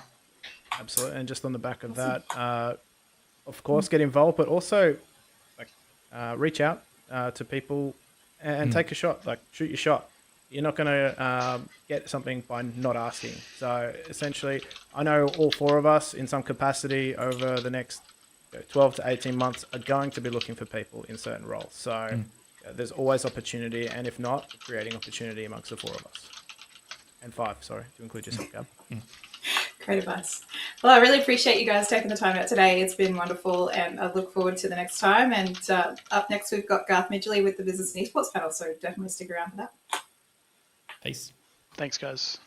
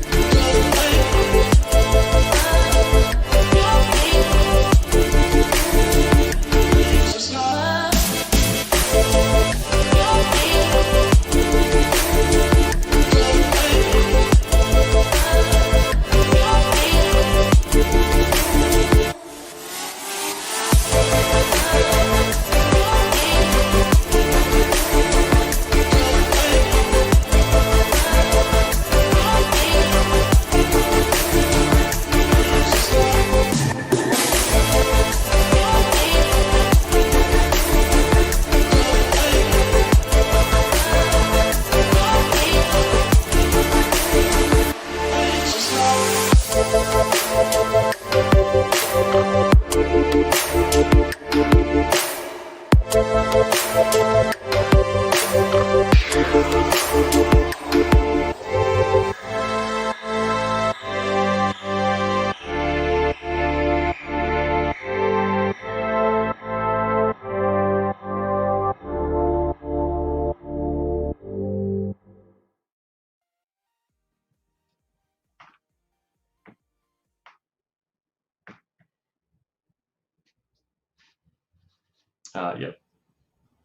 Are we all seeing the wrong names here, or is that just me? Yeah. Okay, cool. We'll start. It's going to get fixed. All right, so hello everyone, and welcome to the Australian Esports Association's Esports Summit as a part of Melbourne International Games Week. So we'd like to just thank MIGW for having us involved in this exciting event. We're always happy to be a part of it. All right, so our panel today is the business of esports, with the subtitle of looking backward to look forward. As we all know, esports it's a massive thing globally, from audience numbers, viewerships through players, leagues, teams, investment partners, interest, etc. But we would also probably all know that the business of esports is a little bit tricky. It hasn't been perhaps totally kind of figured out yet. People have tried stuff. We're still trying new things, and kind of look through what has been tried, what did work, didn't work, and then sort of look ahead a little bit to see where that might be going. So we have a fantastic panel with a lot of experience in both the esports space, but also the let's call them like real world physical sports space, you could say. So there's a lot of interesting experiences there that I know my panelists have that you can they're bringing over to esports and their comparisons to traditional sports and the business models for those. So I'd like to throw over to my panel members quickly, just so that they can do a quick introduction for themselves, of themselves, to give us all a bit of an insight into their experience and their particular point of view. So I'll start with Mark. Want to go first? Perfect, thank you. Thanks, Garth, and thanks everyone for having me today. Mark Edwards, CEO of Order Esports. My background is very much in traditional sport, as Garth mentioned. Spent some time at the AFL in the AFL system, working at the Melbourne Football Club, heading up their commercial activities across corporate, commercial, and digital. And prior to that, was in motorsport, so working for Walkinshaw Racing in the supercar space. And I jumped over into esports, saw the opportunity. There are a lot of linkages, and I'm sure we'll speak about some of that today, between traditional sport and esports. But really the bulk of the work that we've been doing since I jumped into Order is really understanding how we, as an organisation, don't only look into the esports space, but also look at esports as part of a larger gaming ecosystem, and what that actually means for opportunity and driving diversified business operations, revenue, and really pushing into that sort of culture space. Yeah, that's awesome. Yeah, we've had a bit of a chat about that, so I've got some interesting things that we'll bring up, and you're allowed to speak about what you can speak about, and keep in your pocket for things that you can't speak about. Dominic, you want to intro? Good afternoon, everyone. First of all, it was a great privilege to be Jimmy Nesso for about 2 minutes there. So before they changed the name, because one of the great guys in esport. And shout out to Jimmy. I saw him a little bit on the panel previously. Guys, I've got a background of about 20 years in the sports and entertainment industries. My esports career was fairly short-lived, but I ran Gfinity Esports Australia for about 2 years, from start of 2018 till we closed the business down in 2019. Prior to that, I was general manager of the Sydney Sixers in the Big Bash League, and spent about 10 years in Sony Pictures Home Entertainment. So, really the combination from why I got into esports, I guess, was a combination of my traditional sports background and the entertainment background that I had with Sony. I spent a lot of time as marketing director of the home entertainment division, working with the guys at PlayStation. So I had a reasonable knowledge of the gaming business, very little knowledge of the esport business when I joined. But had a great couple of years there and met some fantastic people. Yeah, awesome. And a little bit of a background on me. I'm the managing director for Gert Entertainment. I've been developing games for 22, 23 years now, and I have an interest in developing for esports. So my point of view here, I guess, would always be coming from often looking from a game development for esports point of view, and the content creation piece, and platforms and how content is delivered to esports players and how community participate. Okay, all right. So quickly, I want to mention again. I've told you guys in the previous discussions. I want you guys to jump in at any point. So I've got some questions lined up. I've got a bit of a flow there, but really a lot of things interlink, and it's really hard to sort of disconnect one thing completely from another thing often. So if you guys have any points or questions or additions you want to make or alterations, just jump in and start talking. So it's totally fine. All right, so I want to start, Dominic, with you, with the Gfinity experience. So most of us in the esports industry, that have been around for a little while would know, would remember when Gfinity launched. It was a big deal. It was a global brand coming to Australia with some fantastic esports included. You had like Counter-Strike, Street Fighter, Rocket League, and the Esports Supercars E-Series towards the end there, I think. What else? You had great partners, you had great home at Hoyts, you had great production, you had a media rights deal with free-to-air TV. So everything's looking absolutely smicko, perfect, good to run, big success ahead.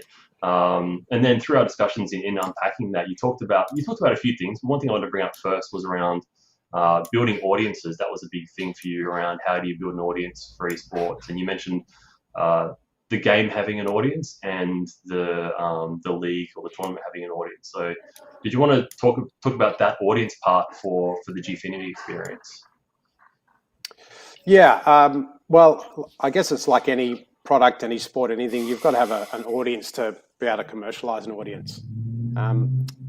We definitely jumped in with Gfinity in terms of quality of production.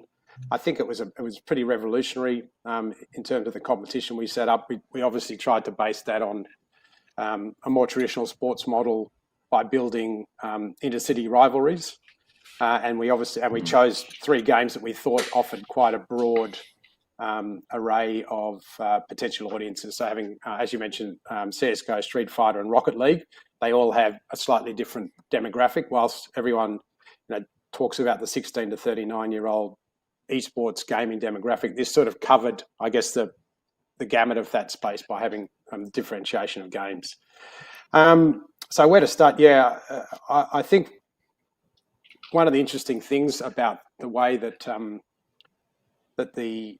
our league was broadcast is, we had some free-to-air exposure, but like most esports, Twitch was our major channel. And what was really interesting for me was that when you're on Twitch, you're basically competing internationally with content. So if there was another CS:GO competition that started in wherever, Turkey, whilst we were streaming, you could see a shift in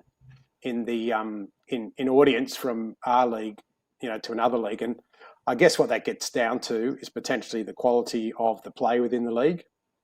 And I was trying to use an analogy for people in sort of who understand the normal sports space, but it's a bit like being able to watch any football/soccer league in the world at the same time for free. And I guess the question I would say was, if that was available, would you watch the A-League? I suspect most people would be watching the EPL or Serie A or one of the major leagues over in the other countries because of the quality of play. And I think that's probably one of the challenges we had with building audience here as a start. And there's no doubt that gaming is a huge revenue generator and a huge market in the country. I think the gaming business in Australia is probably worth about 3.2 billion a year, which is, as we all know, about 3 times more than the box office and theatrical. But I still have a bit of a question mark in the Western world about what the actual size of and the interest of people watching people play games, which is pretty much a definition of esport. yeah, I guess, and then how you monetize that and all the rest, which we'll dive into. You mentioned there about quality of play, but I guess another point, we can maybe just touch on it here and come back to it, or we can speak about it now if you like. But surely it's not just like there's quality of play, and then there's awareness. So there's like league or team awareness or player awareness. I know, obviously a lot of the gaming streamers, the streamer themselves will be the draw card and pull that in. So we can sort of touch on that. I'll throw it over to Mark quickly. What's your experience with the building audiences and attracting them, keeping them, engaging them, etc.?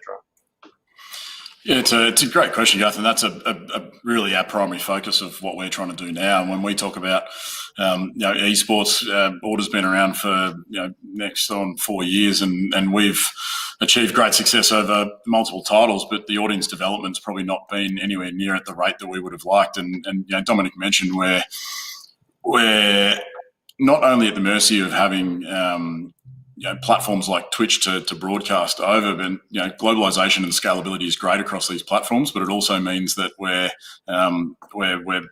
opened up to a massively saturated market with competitors who really we don't have any control over. There's no centralized system of organisation where broadcast actually has a structure that we can all sort of tap into. So for us, it's continuing to push as hard as we can in that esports space, but also looking at building a mass audience through content, building a mass audience through tapping into diverse audiences that sit outside of just the esports space. And we've seen that work to great effect in the Northern Hemisphere through Europe and through North America. And that's certainly a strategy that we're pursuing at the moment. And I think with the advent of COVID, we've seen pretty much all pure esports organisations start to really focus on how they build that mass audience, and it really is through content creation. But having a really nice strategy or a robust strategy that doesn't isolate or separate content creation from esports. It's like, how do you play competitive esports, but also how do you create content in that same ecosystem to really build those audiences? Because I think if you're esports, if you're playing, let's say if you're playing competitive CS, and you're playing or just any FPS title that doesn't then have some element of content creation, you're kind of isolating both those two parts of the business. Yeah, so there's an interesting point there because it comes back to platform. So platform in terms of streaming, and then the audiences, because there's a few different channels for social media channels for those things. I mean, obviously, Twitch, YouTube, people are using Facebook or Twitter and Discord or all of these things usually to engage their audience. Are there any insights, like in terms of your content creation, but also the sports side of things? Are there any insights there into things that have worked, haven't worked for reaching an audience and keeping them engaged? I'll jump in there. Yeah, it's the content creation space is one that arguably there's a lot of strategy that goes behind it, but it is very hit and miss. It's very hard to understand what's trending and what's going to actually land. It could be timing. It could be the creator that is pushing out to certain content to an audience that just happens to hit at the right time. So, is there a strategy behind it? Absolutely, but it's very hard to understand, or very hard to, I suppose, preempt what is actually going to land. But the more volume and understanding you actually have across each one of those platforms, because you mentioned, 3 or 4 platforms there, Garth. I think each one of those platforms has a different message or has a different way of conveying a message, has different types of content, different context really, and the right experience that needs to be created for those platforms is very different. So sometimes that's reliant on a good strategy and some creative direction from an organisation, but also it's really reliant on the actual creators themselves to hit the mark, which isn't easy by any means. Well, to you, Dominic, on the point of Twitch, because the thing that you brought up, which is kind of very valid for the whole sponsorship space, and Mark, you mentioned before to me that sponsorships is still a massive part of the business model for esports today. So in terms of, we can come back to some of your ideas around that too. But one of the things that I spoke about with Dominic was around the getting KPIs, getting stats out of Twitch for KPIs for sponsors. I mean, depending on the sponsor, some sponsors might put in money and I'd like to see some kind of return on, like, or at least sort of ideas of viewer numbers and interactions, etc. There was a challenge that you guys had with your Twitch channel. Is that right? Well, definitely. I think the information regarding your audience is fairly limited. Really, into you can't break down a hell of a lot of demographic detail. You can understand where they're watching from, etc., but not enough sort of granular stuff that will make marketers value the content.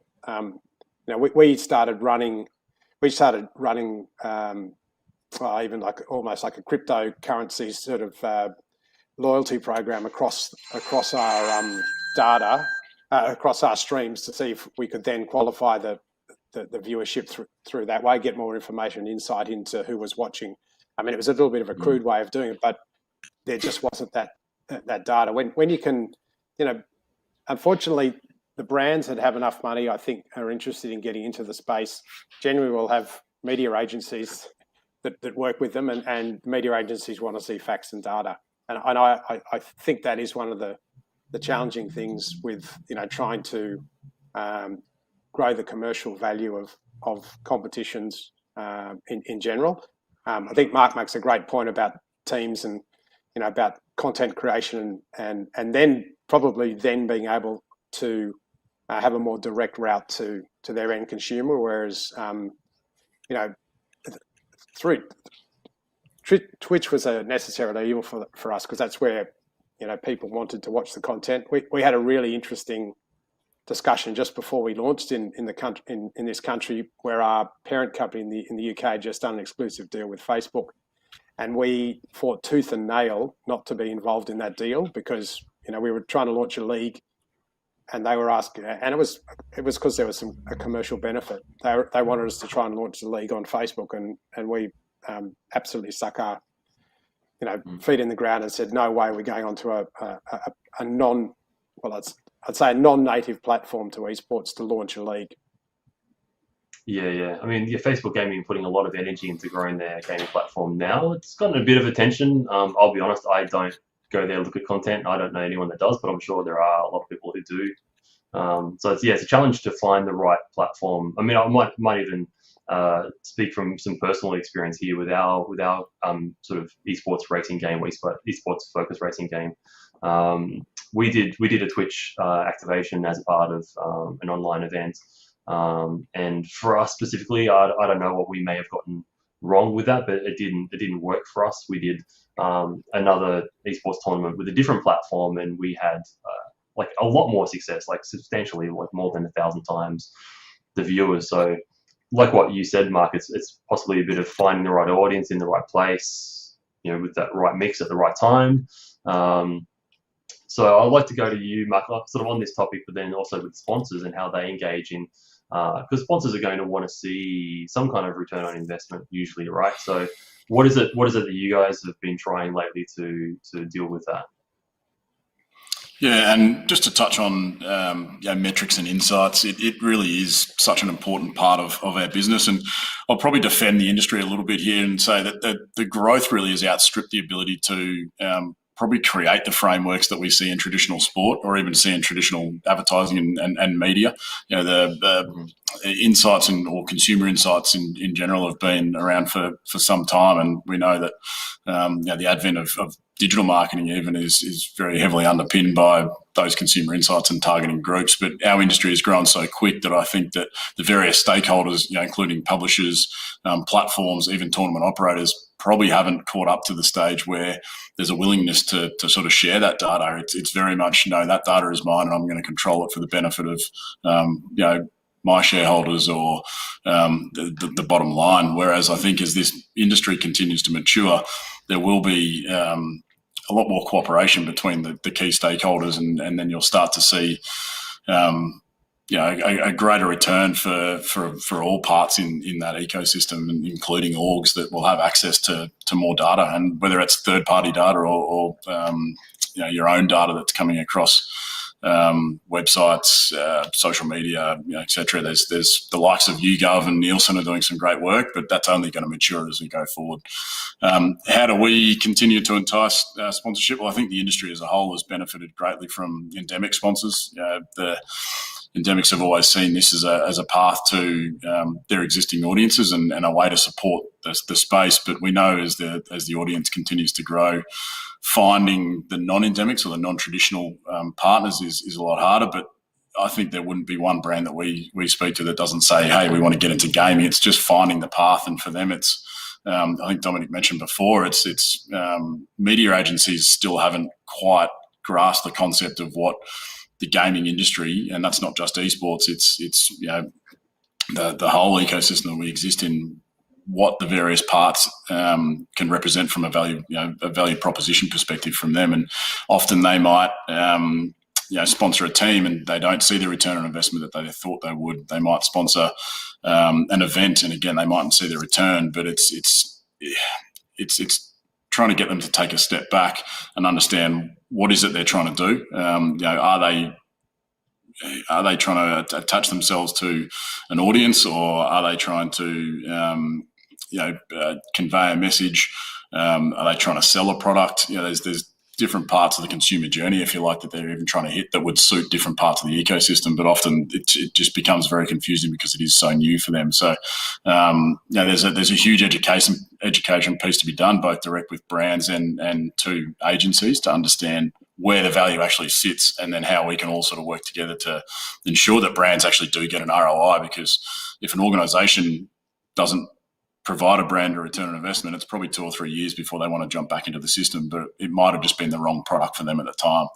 And again, a lot of this will come with the maturity of the industry. I still think when we talk to sponsors or potential brands, it is about understanding their marketing mix, and that gaming doesn't have to be their whole marketing mix. It can just be one piece that they're looking to satisfy at the time. And again, it's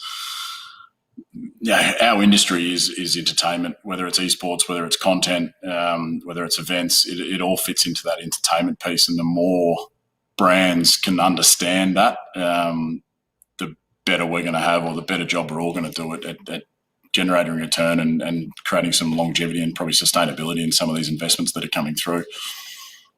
Mm-hmm. Yeah, I mean, I guess there's probably a piece there I'd like to ask you, but we might leave it, but I'll just mention it, where people might be thinking to themselves, well, if I was going to approach a brand, how do I pitch it? How do I promote it, etc.? How do I prove a return on investment? Probably this sounds like more would be like a workshop masterclass, so we won't dive into it too much. But I guess one thing I might say would be, I would imagine that the endemics people who are endemic to the industry, and who sort of approach you, or a sort of an easy touch kind of target, they might be the better ones, because you don't have to, probably like one sort of KPI on that would be, if you have to really explain what esports is and why it's interesting and why they should be involved, then they may not be the right partner. Whereas if they already know the industry, then they maybe are a better partner. Would that be roughly correct, or? I don't want to necessarily disagree. I think that the real opportunity in our space is the genius of marketing and being able to do it really authentically.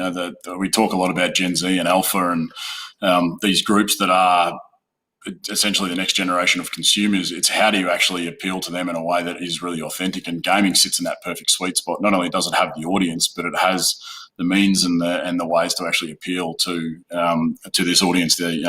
I'm not sure what the stats are, but it's 80% plus of that Gen Z audience are not consuming traditional media. So there's this whole notion of meeting the audience where they are. But the real genius is, how do you attach brands that aren't necessarily endemic to the industry, but still have a way or authentic way to actually speak to the audience? And I think we're seeing a lot of evidence of that. It's not just a brand slap. It's not traditional marketing where they consume TV ads.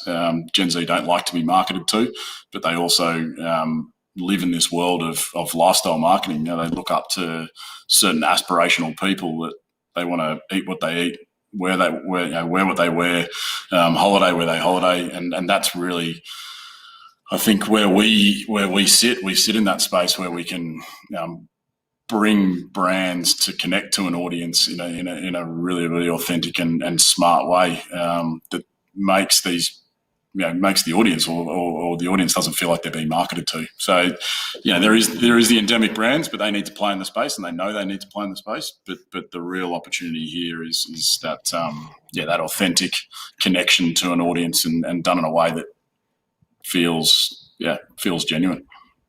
Yeah, cool. And just quickly, you're totally allowed to disagree with me if you think it's something disagreeable. So no apologies there. I just think it's the real opportunity, and we can. I think we can't continue to go back to the endemic well, because it's been done before and it will continue to be done. But the alignments are really obvious, and it's the same with traditional sport. For so long, they relied on those brands that were seen to be well aligned.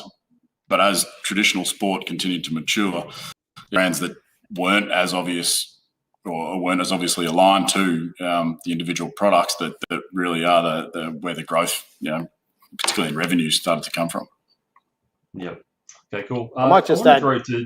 Yeah, I just want to add one thing on the audience.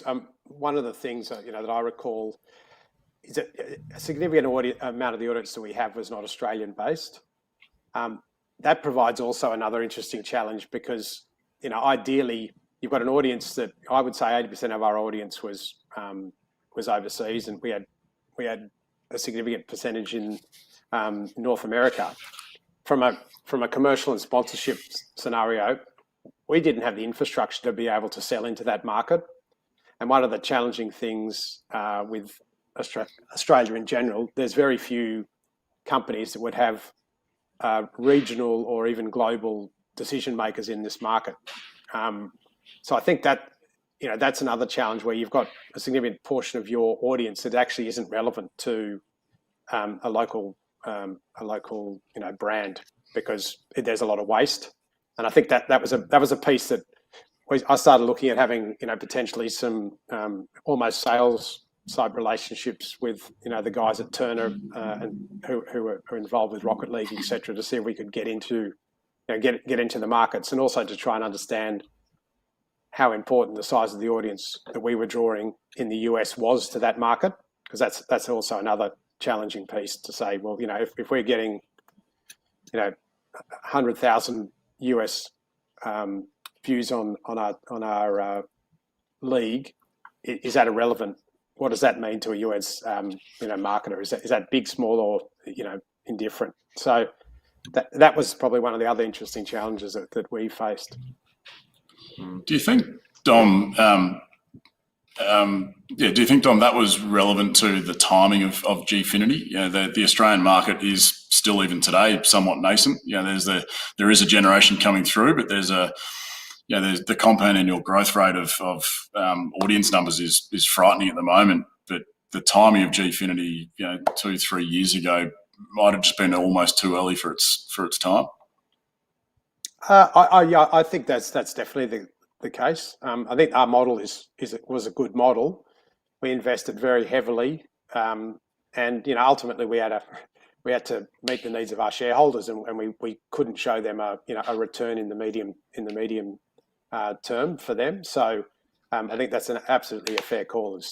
The ability to have stuck it out for a 5-year period, I think, would have seen a significantly different outcome.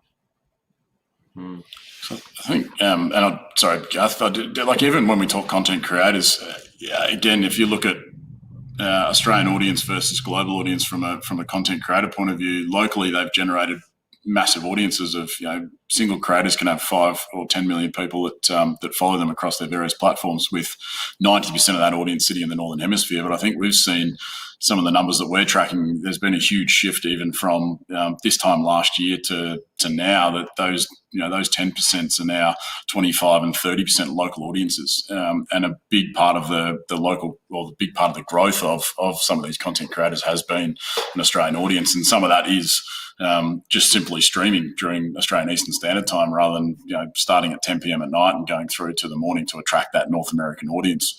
But I think there is this huge opportunity locally just to almost change some of the behaviour or the habits of some of our content creators to generate that local audience, because we've almost forgotten about it for so long because it's been so easy, or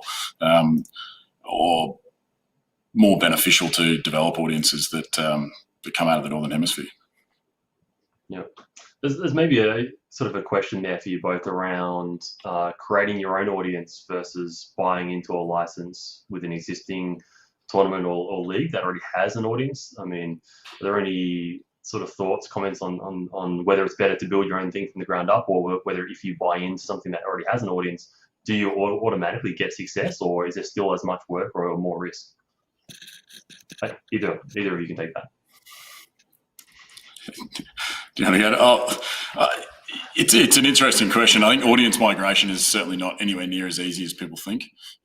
People follow, whether it be an event or a content creator or a team, they follow it for a reason. Simply attaching your brand to that and expecting the audience to migrate over is probably a little bit naive.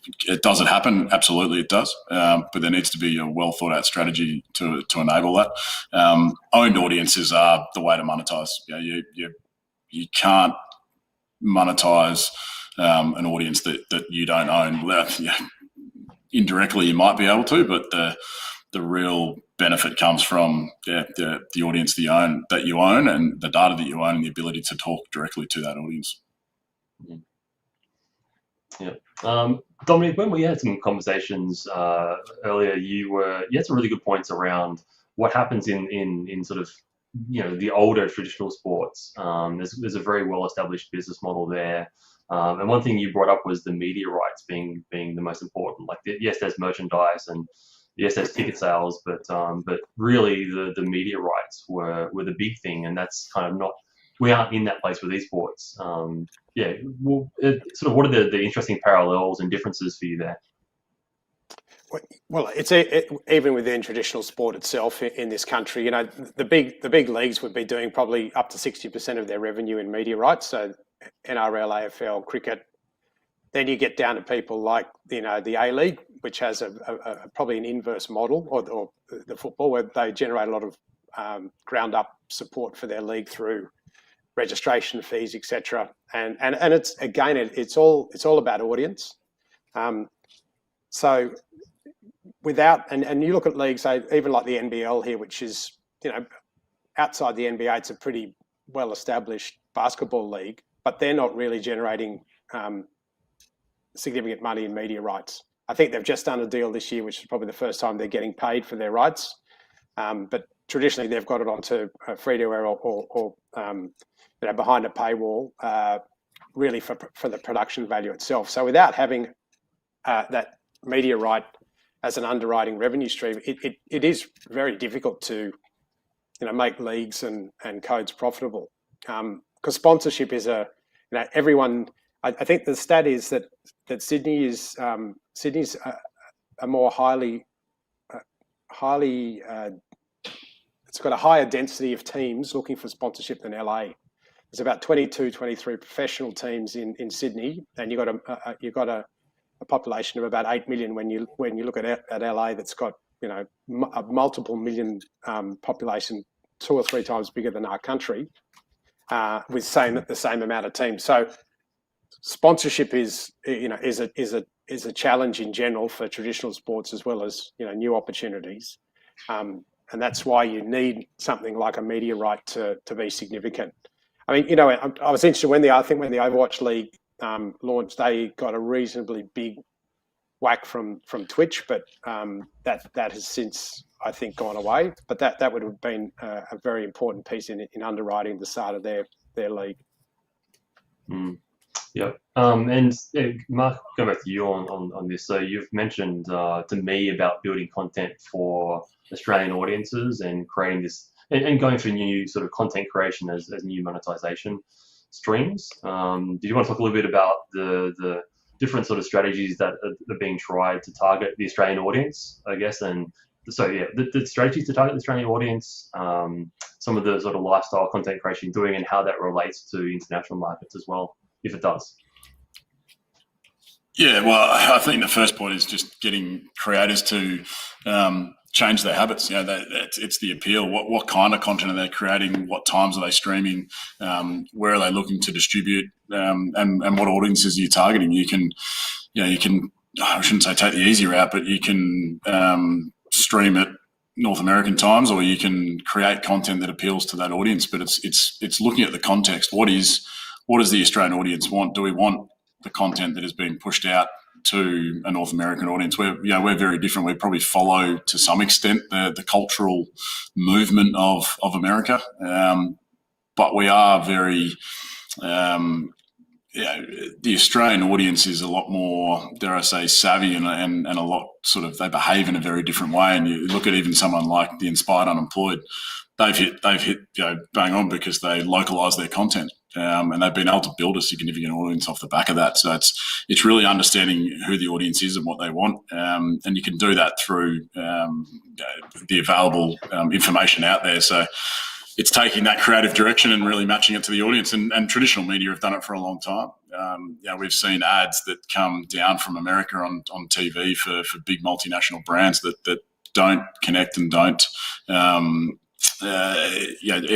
connect with the audience that they intend to. And sometimes the visual might look the same, but at least the audio has at least an Australian voiceover, and even them, they're probably easy to identify. But the real genius, again, in marketing is localizing your message, but also understanding the audience you appeal to. And content creation is no different, really. If you look at it and you break it down, it is another form of media and advertising.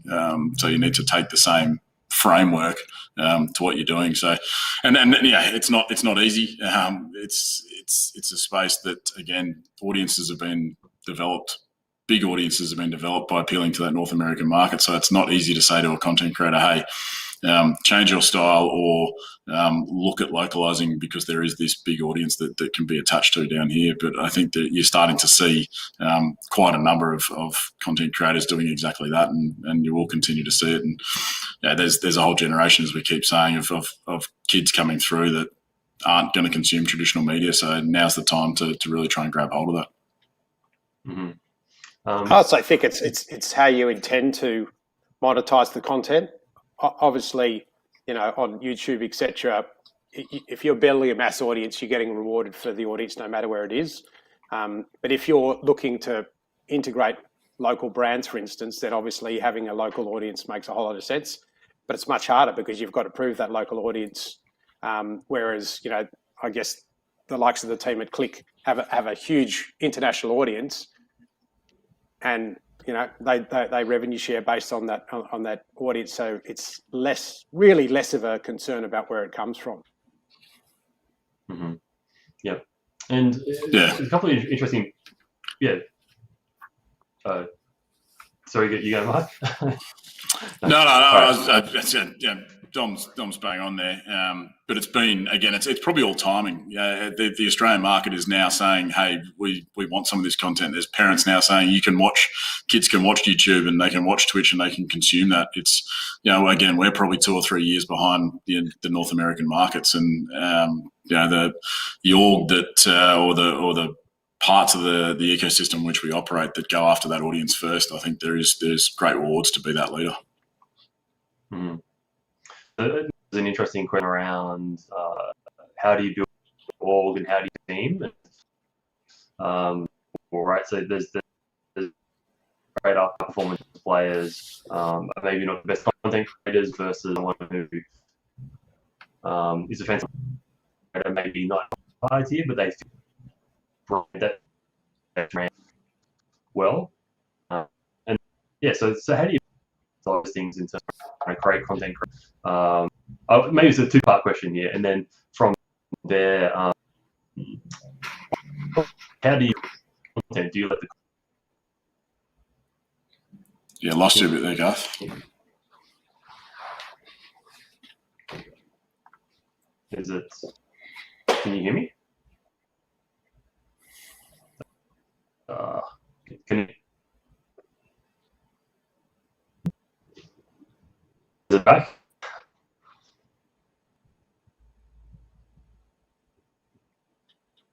Looks like good.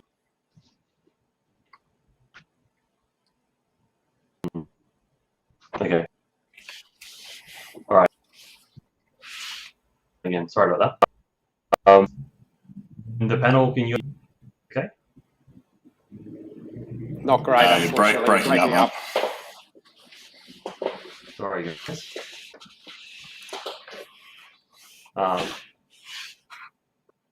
Okay. I'll try to continue one way. So I was asking around the questions around building your esports team and the content creation, and do you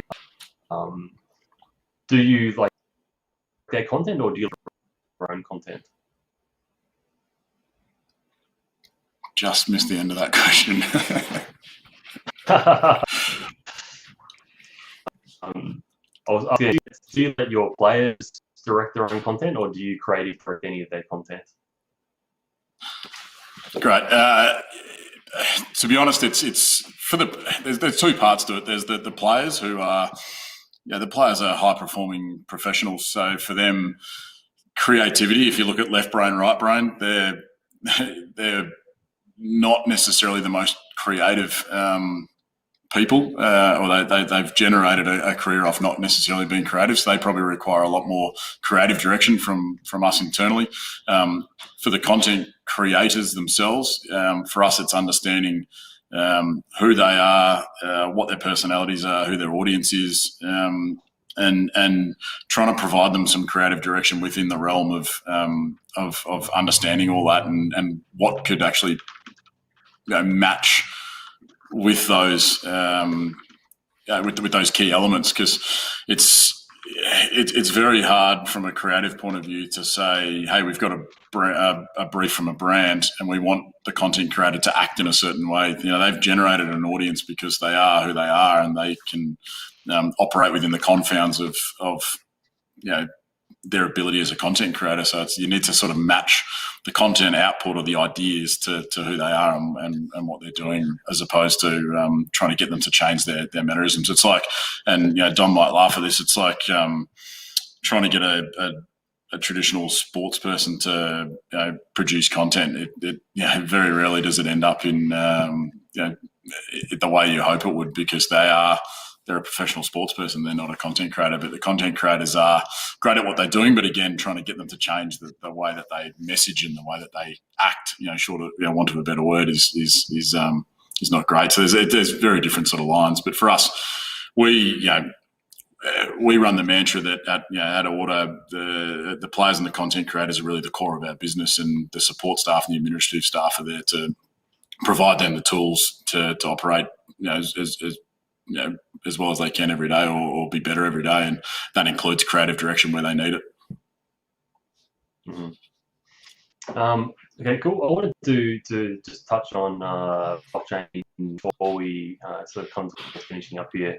Dominic, you mentioned before that you guys tried some crypto activations to help connect with your audience, and I know that a lot of esports teams around the world doing different partnerships with blockchain. So I'd like to get your guys' input on, do you think blockchain is a thing that esports teams need to be looking at in any way, and why and how, if so?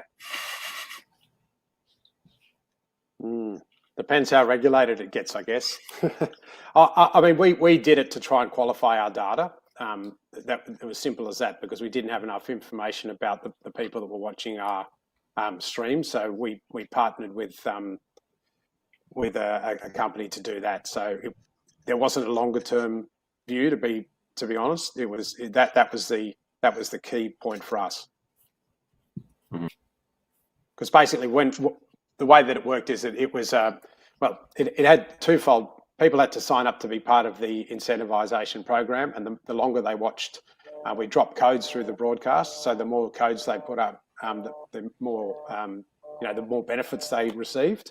But what we did is when they signed up, they were able to give us a whole lot more demographic information than we could get out of Twitch. And then we probably, as I said, pretty bluntly, made an assumption that if that was our audience, and this is a subset of that audience, and we could therefore extrapolate that and say that this is the general demography of our audience. Yeah. Cool. Mark, what about you? Do you have any thoughts, insights into blockchain crypto? Yeah, there's probably two sides to it. There's the blockchain, and we know blockchain is moving information between peers. So and it includes NFTs. NFTs is a space that probably feels a little bit like the Wild West, and you're creating value from essentially scarcity, which is exciting and scary at the same time. You just don't know where it's going to go. But then there's the crypto part of it as well, and we've seen crypto not only be a huge part of esports, but traditional sport. I think even locally in the AFL space, you've seen 3 or 4 AFL teams this year partner with crypto currency organisations. So it can't be ignored. Does it mean organisations should or shouldn't partner with it? I think that's really up to the organisations and the respective boards or executives that are in that level and or in those organisations. There's existing investment there. We know that. What does it mean to the audience that you're appealing to? We are traditionally we skew young, but also crypto investment in the past 12 months is skewed very young. The Robin Hoods of the world have provided access to the younger generation to invest in crypto en masse. So I'm probably not giving you the answer you wanted here, and I'm probably skirting around it a little bit. But it's really up to the individual orgs, and I think should it be part of our industry? Well, arguably there's other brands out there that are probably doing worse off, or things that are worse off than some of these cryptocurrencies. Organisations, but the blockchain one is 100% of interest to us. Again, it's the even the creation of fan engagement activities can be done across blockchain, and I think that's the really, really exciting space. And some of that really does it tie into NFTs? Does it tie into the metaverse? That's a whole another conversation that can be part of all this. Yeah, cool. All right, so I guess to wrap up on that topic, the final thing for talking crypto space, and it sounds like exciting stuff happening with Order in future with the different content creation, lifestyle, community engagement, all that sort of stuff. So everyone keep an eye out for what Order's doing in this space. Thank you, Mark, for being on the panel today.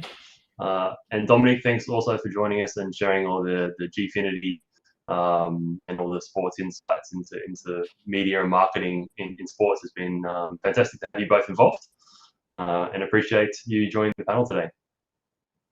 Thanks for having us, Garth. Yeah, it's an absolute pleasure. Thanks, Garth. Awesome, Mark. Thank you.